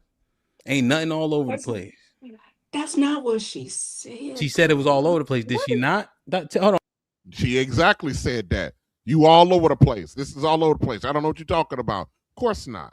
Hold on, Dr. G, move out the way. Tiff, did she not say we all over the place? She did use those words, but I understood what she was saying. Tony Braxton, well, I'm exhausted. I'm not tired. Okay? I've been on the truck all day. Okay. Okay. Now let my brother August talk. August, what's popping? You done enough. You done enough. You done enough. So here's the thing. It's this idea, this premise of conditional fellowship. And I find it interesting that brother from the military would even operate in that aspect, because we've had leaders. I was in the Marines, so small unit leadership is a big thing. To get your blood stripe as a corporal is a huge thing. You have to go through a lot of leadership courses. You have to go to corporal's course. Same thing with sergeants. You got to go to sergeant's course, and then staff and SEAL, same thing. So leadership is a huge, huge thing. Now, when you become an NCO, become a corporal, everyone that's lesser than you, when you call them over, they're at parade rest. So they show submission in that way. And it don't matter if you're a great corporal or the shittiest corporal. They submit no matter what. No matter what your leadership style is, whether it's good, bad, or indifferent. So you hear what he's saying? Is he getting into following blindly? Hell, fuck. What I need to explain is Kofa's in the goddamn military. What the hell I need to explain that for? I don't. I'm talking about following blind leadership, following an asshole. Following. No. What he's saying is, it doesn't, because he's coming from a military perspective. Yeah. It doesn't matter what the underling or the subordinate soldier thinks about his leader. The leader could actually be the ineffective leader. He still has to follow. Am I right, Kofa? Correct. Okay. And I wasn't sure if he was going to actually say that was going to be the root of his point, because they've been mumbling like word salad. Yeah. So, he's not being as eloquent as he can be with it. No, what he's saying, what he's trying to equate that, he's trying to say, if I'm your man, it doesn't matter if you think my leadership is so magnanimous or not. You should still follow. So this is the point where I talk about, when I hear women talk about, I can't, his leadership is lacking. Who are you to fucking qualify his leadership? At the end of the day, it doesn't matter like how masculine, whatever. It don't matter if you sit around and you think this is what masculine looks like or not. You understand what I'm saying? Rough, tough, duck. Oh, you can protect me. I know motherfuckers with glasses in the pocket square that can whoop motherfuckers' asses. Yeah. One of my coworkers, his name is Tony. If you look at him, if you just see Tony, he's a slightly thicker version of Steve Urkel. But Kofa, Tony got hands.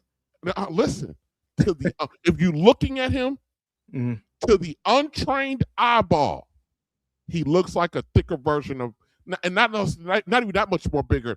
He's probably about 5'11". He's probably about 210. So just an average size, average height dude. You know what I mean? Yeah. To an untrained, and he wear glasses. He talks proper. He walks like we got to stick up his ass. You know what I mean? He's tight. But Kofa, both his ears, he has cauliflower ears. Yep. You only get cauliflower ears if you participate in combat sports. So looking at him and not having an understanding, and now how would I know that? Because TJ, and not only not combat sports, you only get it from combat sports, you get it from not wearing headgear in combat sports. How I know, I was on the wrestling team in high school, and I had a partial athletic scholarship in college. I was on a wrestling team. I wore headgear because when you wrestle, one of the most sensitive spots to control you, obviously your head, but the most is your ear. And so when you got somebody in the headlock, you can take your knuckle, you can grind their ear, you can distract them, you can flip them over. Even when you got them down on a mat, you can grind on their ear to get your pin because they're no longer thinking about, because it's painful. But your ear is nothing but collagen. And when you grind on it, you break it, it reforms, and you break it and reforms, and eventually that's how you get that cauliflower ear. So Tony, when you look at him dead on with an untrained eye, he looks like fucking Steve Urkel. He talked like Steve fucking Urkel. But the day I met this motherfucker, I go, oh shit. Tony, first of all, I understood Tony crazy because this motherfucker participates in combat sports and don't wear any headgear. This nigga like pain. He ain't got it all. He ain't got it all. He like pain. I know that because I got a history in it. And so a lot of our women, they look at a dude superficially and don't understand that these little raggedy are some of the, my daughter can probably dog walk some of these niggas. You understand what I'm saying? That's why they told pieces, bro. Right. So I'm just saying. That's exactly why they told pieces, bro. Right. So the guy talking in the clip about if that's your man, and I remind women all the time too, that your man or your husband's number one job is to die for you. You submit on that premise alone. It don't matter if he's deficient anywhere else. The fact of the matter is that is his responsibility. Damn near in any culture, in any religion, that's his number. Everybody say it's to provide and protect. No, it's not. It's to fucking die for you. That's where the protection comes in. And that's right. So everything. So I tell her, I always ask a woman this: everything. If your husband's job or your man or whatever, how you want to, if his job is to die for you, what the holy fuck are you offering him that's worth his life? And he got to go die for you, and your monkey ass can't offer him entry level of respect. Used boxing a bunch of kids. The junior Marine have to adapt to the leadership style of the Marines that are above you. It's the same thing in relationships. With this conditional fellowship, it gives this idea that the leader has to operate in complete perfection. There's no opportunity for him to grow or anything like that. And he has to have already demonstrated himself. If that was the case for me, my marriage wouldn't even exist, because prior to me accomplishing things in my life, I hadn't accomplished anything, but I still expected the complete submission and fellowship of my wife if we were to move forward in our relationship. And because she submitted to that, it's been, some times when we had some back and forth, or generally speaking, because she submitted to that, she's able to reap the benefits of all of the things that we have accomplished in our life in such a safe and controlled environment. So this idea of conditional leadership is what's leading people, a lot of, especially women, to think that they have the eye to be able to determine what a good leadership is. I've never batted 1,000. Sometimes I get things wrong, but I still expect the same complete submission no matter what it is that I do. I just landed there. And so you all don't believe that the leader and the follower should have some common goals, Ain't that about a bitch? Oh. In one ear, out the other, maybe. Your job as the follower is to follow. Taking it off the military perspective, Black women are the freest they've ever been at any time in history. If you don't like his leadership, then don't follow him. Why are you there? Why are you there in the first place? Because in the military, you ain't got no choice. That's who you assigned to. I just hit L. Roberts in the chat. We know how to deal with problem soldiers. We got Article 15s, might chapter your ass out. We got different corrective instruments to use in the military. Old school, your ass might get some wall-to-wall counseling. Your ass can't follow good. That's what we call it. Wall-to-wall counseling. Wall-to-wall counseling. I don't even know. I can surmise what that means. Fist the floor. I know. And guess what? If the sergeant don't do it, the rest of the troops gonna take care of it. Because guess what? We're not leaving till such and such is clean and this truck is checked or whatnot. Cool. Leave that there. When it comes to our women, us being the leaders, once again, we've said it 1,000 times tonight. All the responsibility, but none of the authority in our community or with our women. Yeah. I'm gonna play just a little bit more of this and then we're gonna get on to the tears.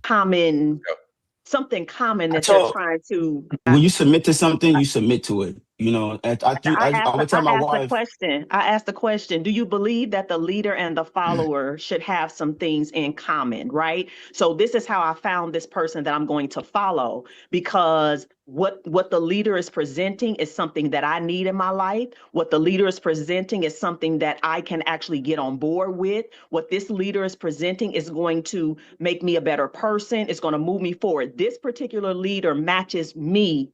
So it makes sense for me to get on their program. You don't think that they should have some. It's another way. It's another roundabout way for you to call it. To use conditional leadership. So you're saying no. So you're saying no.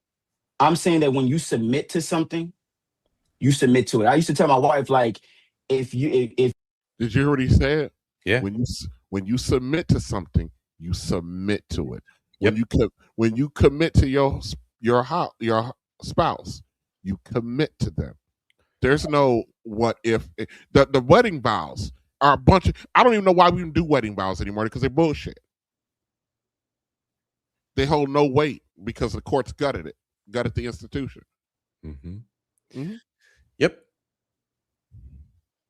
Lord have mercy. I just wanted to, take a look at some of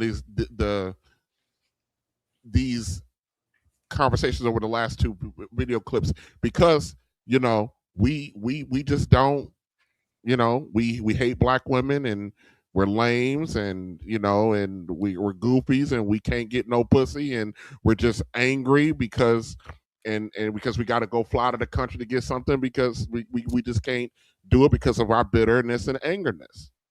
Yes, exactly. But remember what I started off the streams talking about, the first choice, her weight of choice. Yep. Who accesses? Yep. Keep it gangsta, dog. Keep it gangsta. Keep it gangsta, dog. Keep it gangsta. Keep it gangsta, dog. Keep it gangsta. Keep it gangsta, dog. Keep it gangsta. I wanna thank you all. I wanna thank you all. Keep it gangsta, dog. Keep it gangsta. Now we all have women in our lives, or women that in our orbit, that we try to counsel and tell them a path to go. But do they listen? No. Black men, nope. Black men have been talking at least the last, let's just say nearly a decade, the last 7, strongly about the direction of where we're going to go and the choices that they're making. We've done it with people that we know individually, and we've done it in platforms like this.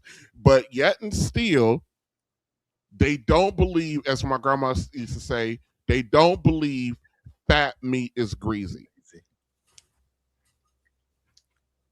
And then when they don't believe fat meat is greasy, then they want to come up here and then they want to cry. And most women have had somebody in their life to tell them, don't fuck with that dude, don't make that decision, Don't go over here. You know, one of the biggest arguments I've had about what you just said was with another black man. Excuse me? He told me that shit didn't happen. What shit didn't happen? He believes that we have the upper hand as men when it comes to we're not combating sugar junkies that go off. I told him exactly what you just said. Since women came out the womb, they've been telling them, don't go over there. Don't talk to this dude. If a boy tell you this, he really mean this, that.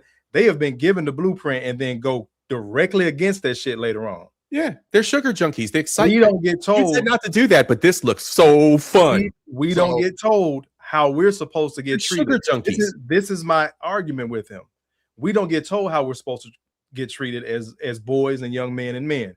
No, we get told how we're supposed to treat them. Thank you. Vehemently disagree with me.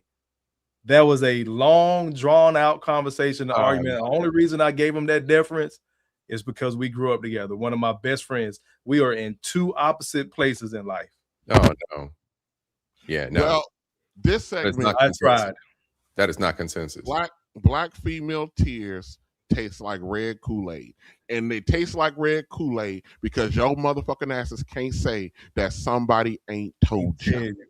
Didn't tell you. Told. Right. But because your tears taste like red Kool-Aid to me now, all of a sudden I hate you. Right. The part of parenting or single parenting that nobody talks about is being offered jobs and you can't even accept the jobs because you don't know how you're going to get your kids to and from daycare, or who going to watch them on the weekends if you... Who going to watch them? How about the choice you made? How about the person you decided was worthy of being a father? That was your choice. Your sole choice. So why are you in your Dodge journey crying? And the kid obviously isn't in the car seat. So the kid's somewhere being taken care of because you're streaming without the baby. What are we talking about? Inside of your baby mama mobile, aka the Dodge Journey. Or anything in that nature. I absolutely love my kids to death. But if I could talk to the younger me, I would tell me to wait for jobs. Did she say if I can talk to the younger me? Yeah. Somebody did talk to the younger you, but your monkey ass didn't listen.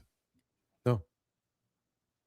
And it wasn't like they didn't see other whores around them that were struggling and doing the same exact thing. It's not like this is brand new. The year, 2026, maybe her kids are 4 years old, 2022, and she just figured out. This is where I have the issue. This is where I have an issue with a lot of our women, especially women in our age group. Let's say mid-30s to late 40s, early 50s. That age range. We pretty much dating each other in that age range. Yeah, everybody's messing around. Not only were they told, you have already been through that experience. Let you tell it, black women. Somebody else has already gone through that experience. Let y'all tell it. I watched my mama struggle and this, that, and the third. Y'all, again, have been given the blueprint.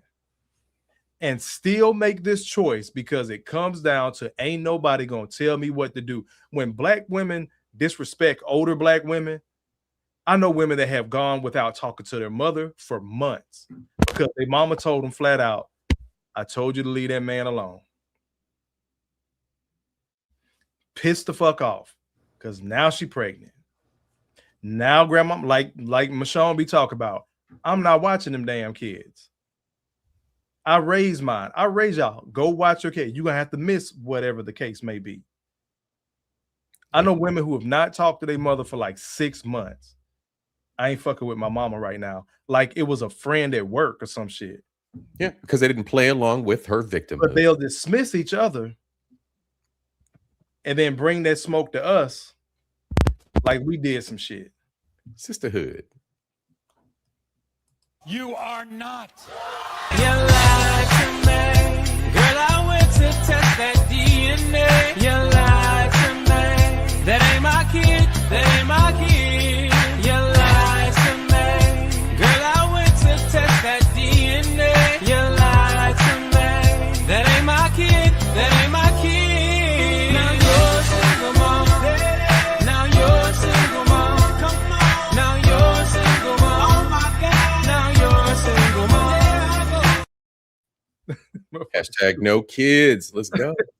And you can't even accept the jobs because you don't know how you gonna get your kids to and from daycare, or who gonna watch them on the weekends if you need to work, or anything in that nature. I absolutely love my kids to death, but if I could talk to the younger me, I would tell me to wait. I would tell me to wait to have kids until I know that I either am financially stable or I'm having a team behind me. Where's the man? A team behind me or my own money? The community. Where's the family? Where's the man? Where's the man? Where's the We've family? been preaching community. We've been preaching this community shit. They've picked it up. They've ran with it. So the church, politicians, friends, family, everybody been telling black women what not to do. And then as soon as they do it, this is the other thing that pisses me off. When they do it, everybody comes together, just like we saw them women lying, them white women lying. Yeah. And now they got a village. Yeah. Ask me, my daughter is 22 years old. Ask me how many times somebody has done my daughter's hair for free, especially when she was little. What, for you? No. I'm going to guess this many. Correct. You're good at this game, sir. Really? Speaking of doing hair for free. Hey, Dad, can you send me some money so I can get my hair done on Friday? But you know what's funny? I did part of my... That was sent at 9:05. Oh, wow. While I'm sitting here. Yep. And what's funny is I did so my special, my series, basically in alignment with all this, my eugenics series about how we need to divest ourselves of these people, right? Of these mindsets, of these behaviors. I started my eugenics series talking about natural beauty. Talking about natural beauty. There was a video clip that was going around. It was a bunch of African women sitting around in a circle, peeling their weaves off, burning them in a fire, giving each other massages, caring for one another, showing true sisterhood. When's the last time you've seen black women do anything of the sort? Anything of the sort that wasn't for profit because a bitch got to make her money on some lashes. That's her. Stop hating on her business. Oh, that's her business. That's her business. Because you know she leveling up. That can help me because everybody needs a community. And when you are alone doing this, it's the worst. It's the worst feeling in the world. I absolutely love my kids to death. I'll do anything for them. But when you are trying to give them the best and you have multiple baby daddies that won't even be like... I say what the Quran says. I say it's justice. Assalamu alaikum. Mr. X, don't you even feel a little bit of remorse, saddened by the President Kennedy's assassination? Well, sir, I don't think anybody here would deny that when you send your chickens out in the morning from your barnyard, those chickens will return that evening to your barnyard, not your neighbor's barnyard. I think this is a prime example of the devil's chickens coming back home to roost. That the chickens that he sent out, the violence that he... The coochie that you sent out in the neighborhood came back to roost. You sent your coochie out twice. You got 2 results. Oh my God. Yeah. Mom. And listen to a single mom. It's time to listen to a single mom. I'm a single mom. And then she got all of those baby daddies. Mac Daddy. Okay. Mac Daddy. Okay. Mac Daddy. Okay. Mac Daddy. Mac All that Daddy, pleasure. Mac Daddy, Mac Daddy. Okay. Mac Daddy had all that pleasure for her. Yes. Mm-hmm. Schedule, let me. I got that Mac Daddy from her stream today. I was driving home from work and she started going that. I said, I got to go home and get that. That shit was so funny to me. That fucking girl, she's something. I bet she drive her fucking husband up the wall. Boy. That is a ringtone. Dallas Sleeper going to use it as her. You because I know you done help me because I can go to work whenever I feel like it, and I can make as much money as I feel like it, and I can do the bare minimum for my child. It's sickening. It's sickening. And I'm not dealing with one, not two, but three men. Ooh. Oh, God. That shit hit.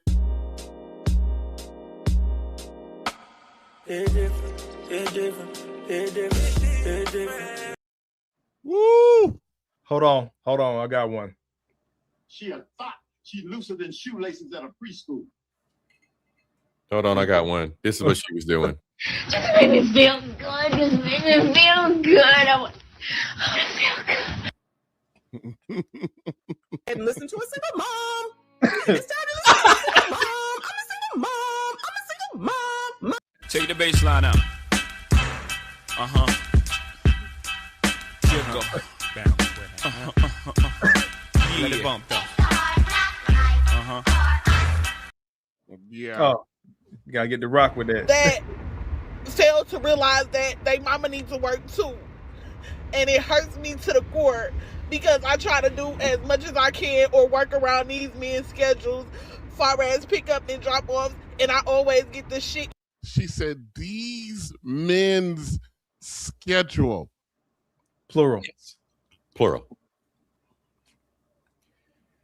Women is responsible. They make the sole choice. They are their sole responsibility for who gets born and who becomes a father.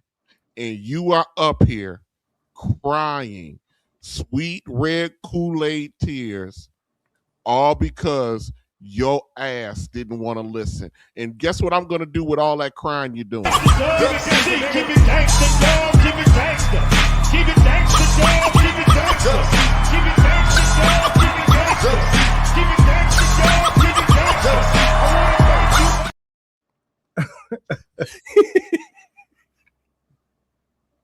End of every stick.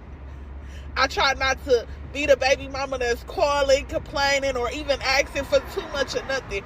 So when I can't even take a job that they know that will better their kids' life because their kids are primarily with me, it hurts me.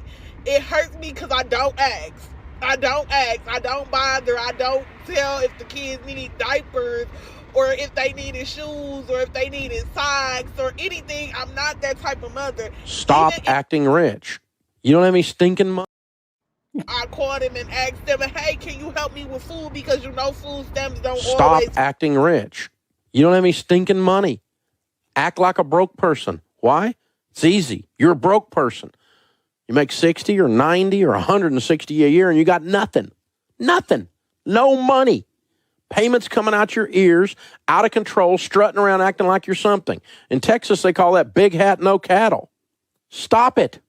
I'm tired of being broke. I work too stinking hard to be this broke. I put up with two. Big hat, no cattle. Shit. A food pantry before I called him and asked them, hey, can you help me with food? Because food stamps don't always feed the kids. It hurts me to the core. What? Single mothers oftentimes do everything but fuck their sons. And they have that emotional stability that is built within the home. A single mother is a... Oh, yeah. Oh, yeah. All right, the main event. Keep it gangsta, dog. Keep it gangsta. Keep it. It's coming to save me. Nobody is coming to save me. Nobody is coming to save me. Nobody is coming to save me. Trump's a racist. Life would be this way if I felt like that every day that I wake up that I would rather die than to live because of the overstimulation of it feeling like it's just me by myself, and I have to pull it together just so somebody can call me a strong Black woman or a single mother or whatever the they call us. Like, nobody talks about our mental health. Nobody talks about trying millions of times to find relationships and try to settle down and give your children two-parent households. And these people are manipulators. Not only do I have to take care of kids, I have to heal myself from a breakup that doesn't go away as soon as possible. Or what about the time when I was growing up as a child? This chick is completely and utterly crashing the fuck out.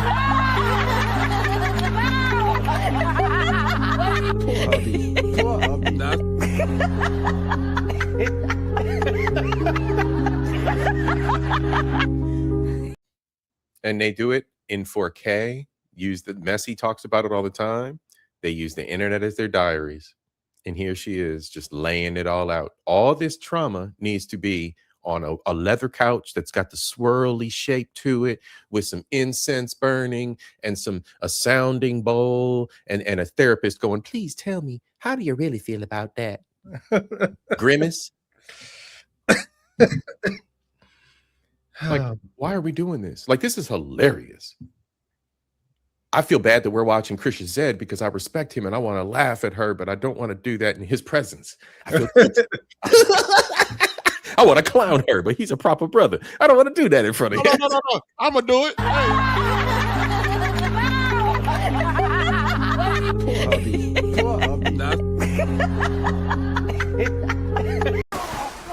Is this your game? Huh? Is this your game? Like, who did she choose to let crawl all over her to put her in this position? And for how long did it take? Like, I'm curious about how vilely ignorant some of these people's relationships be, because this is made for two. You know, a lot of these women are the problem. A lot of these women have good, quote unquote, baby daddies, baby fathers, however you want to use the term. They're good fathers. Okay. But the fact that this brother has standards and boundaries and already told you, I'm going to be out of town this week.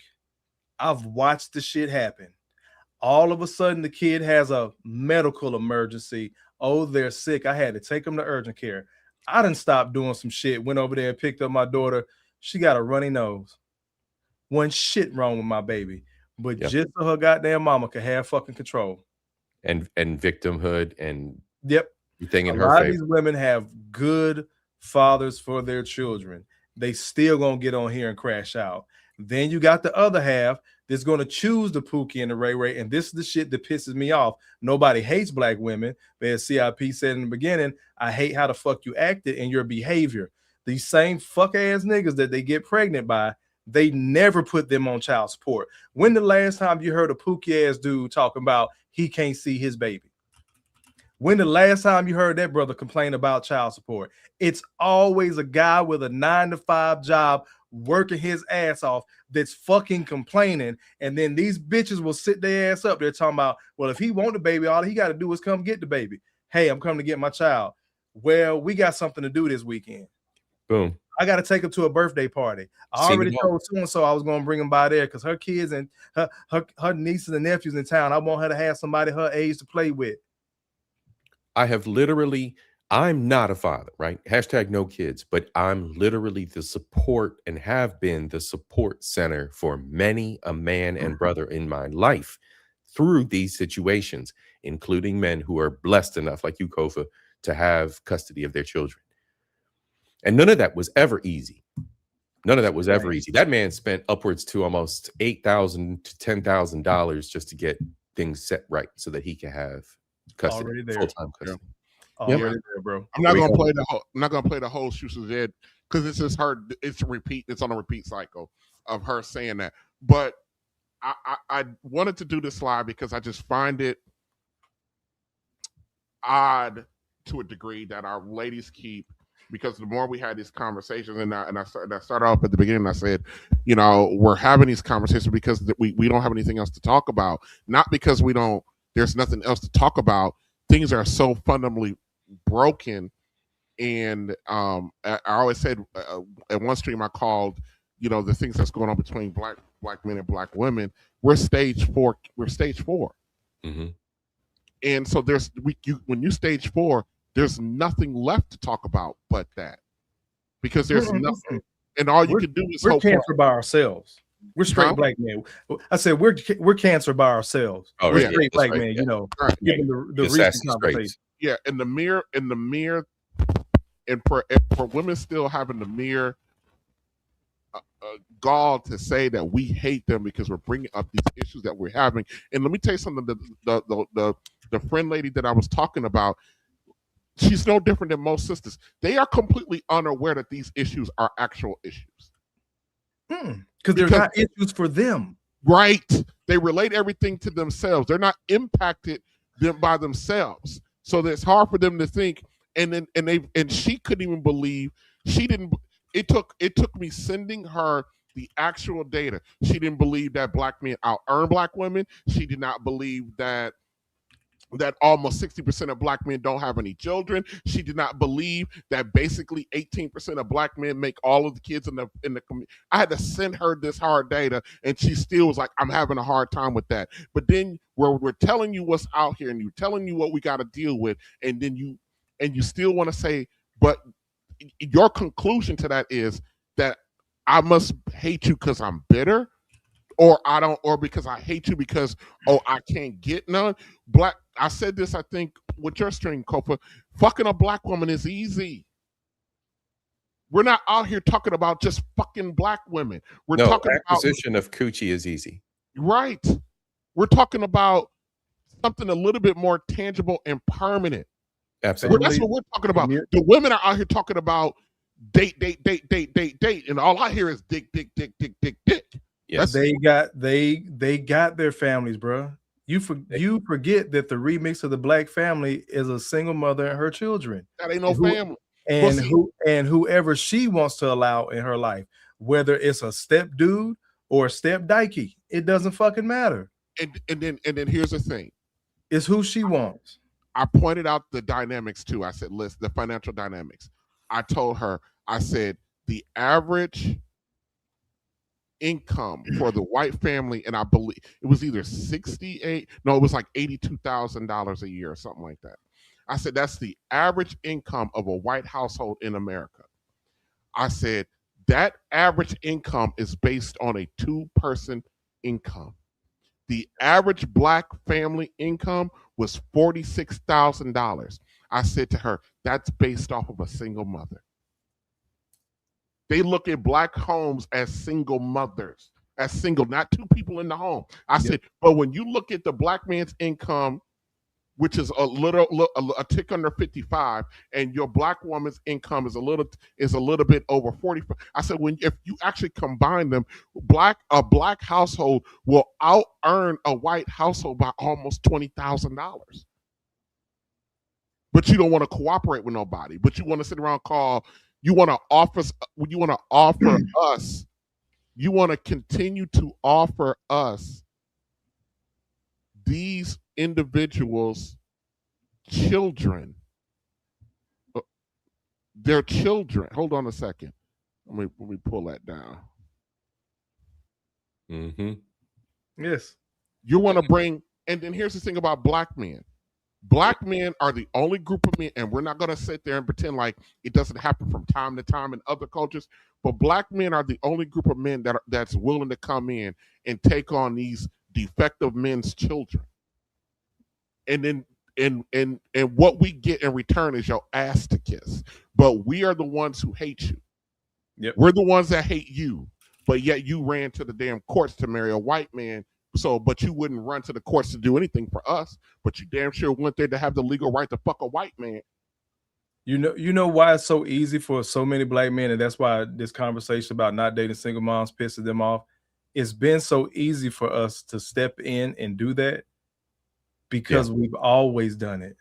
Because let's skip past slavery. Let's go back to the continent. Me, you, CIP go out hunting for the goddamn elephant, lion, and shit. Kofa don't make it back.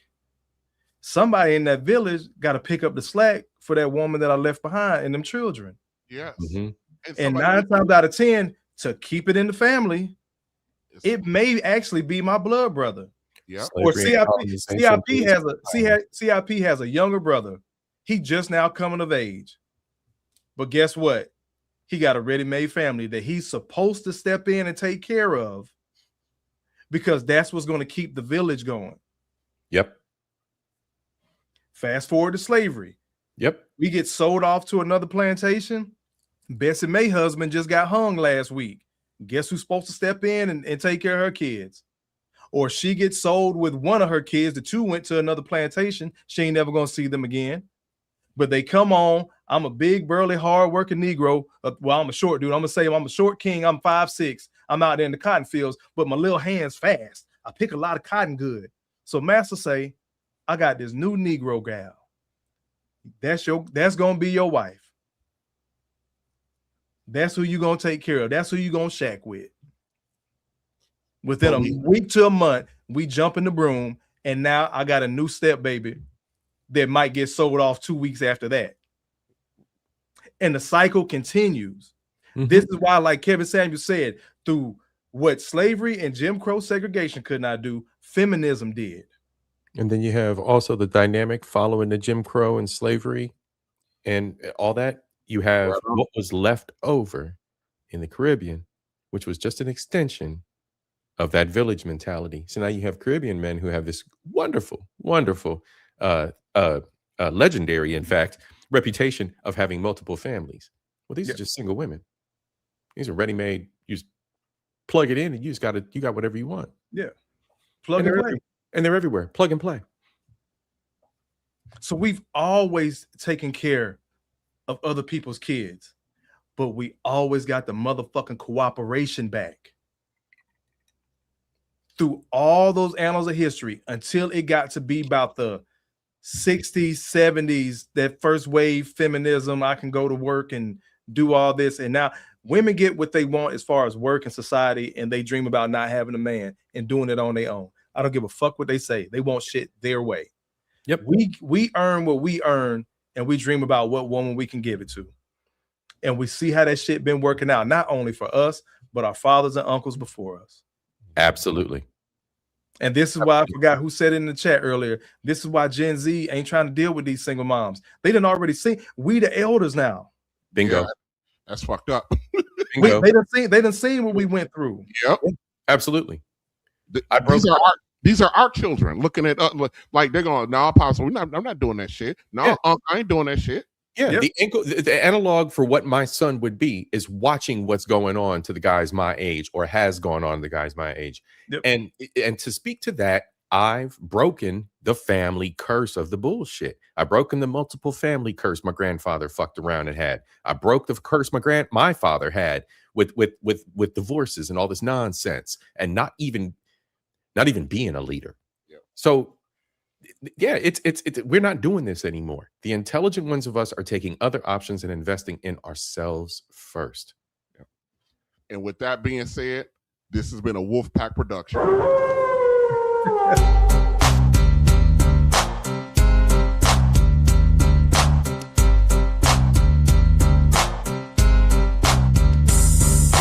Wolfpack is back, cause I'm mass destruction. Guess who's here? The bad boys arrest me. Just in competition, win the war, that's their mission. Not no mercy, see the ring, start the street. If you don't know, you better find out the Wolfpack.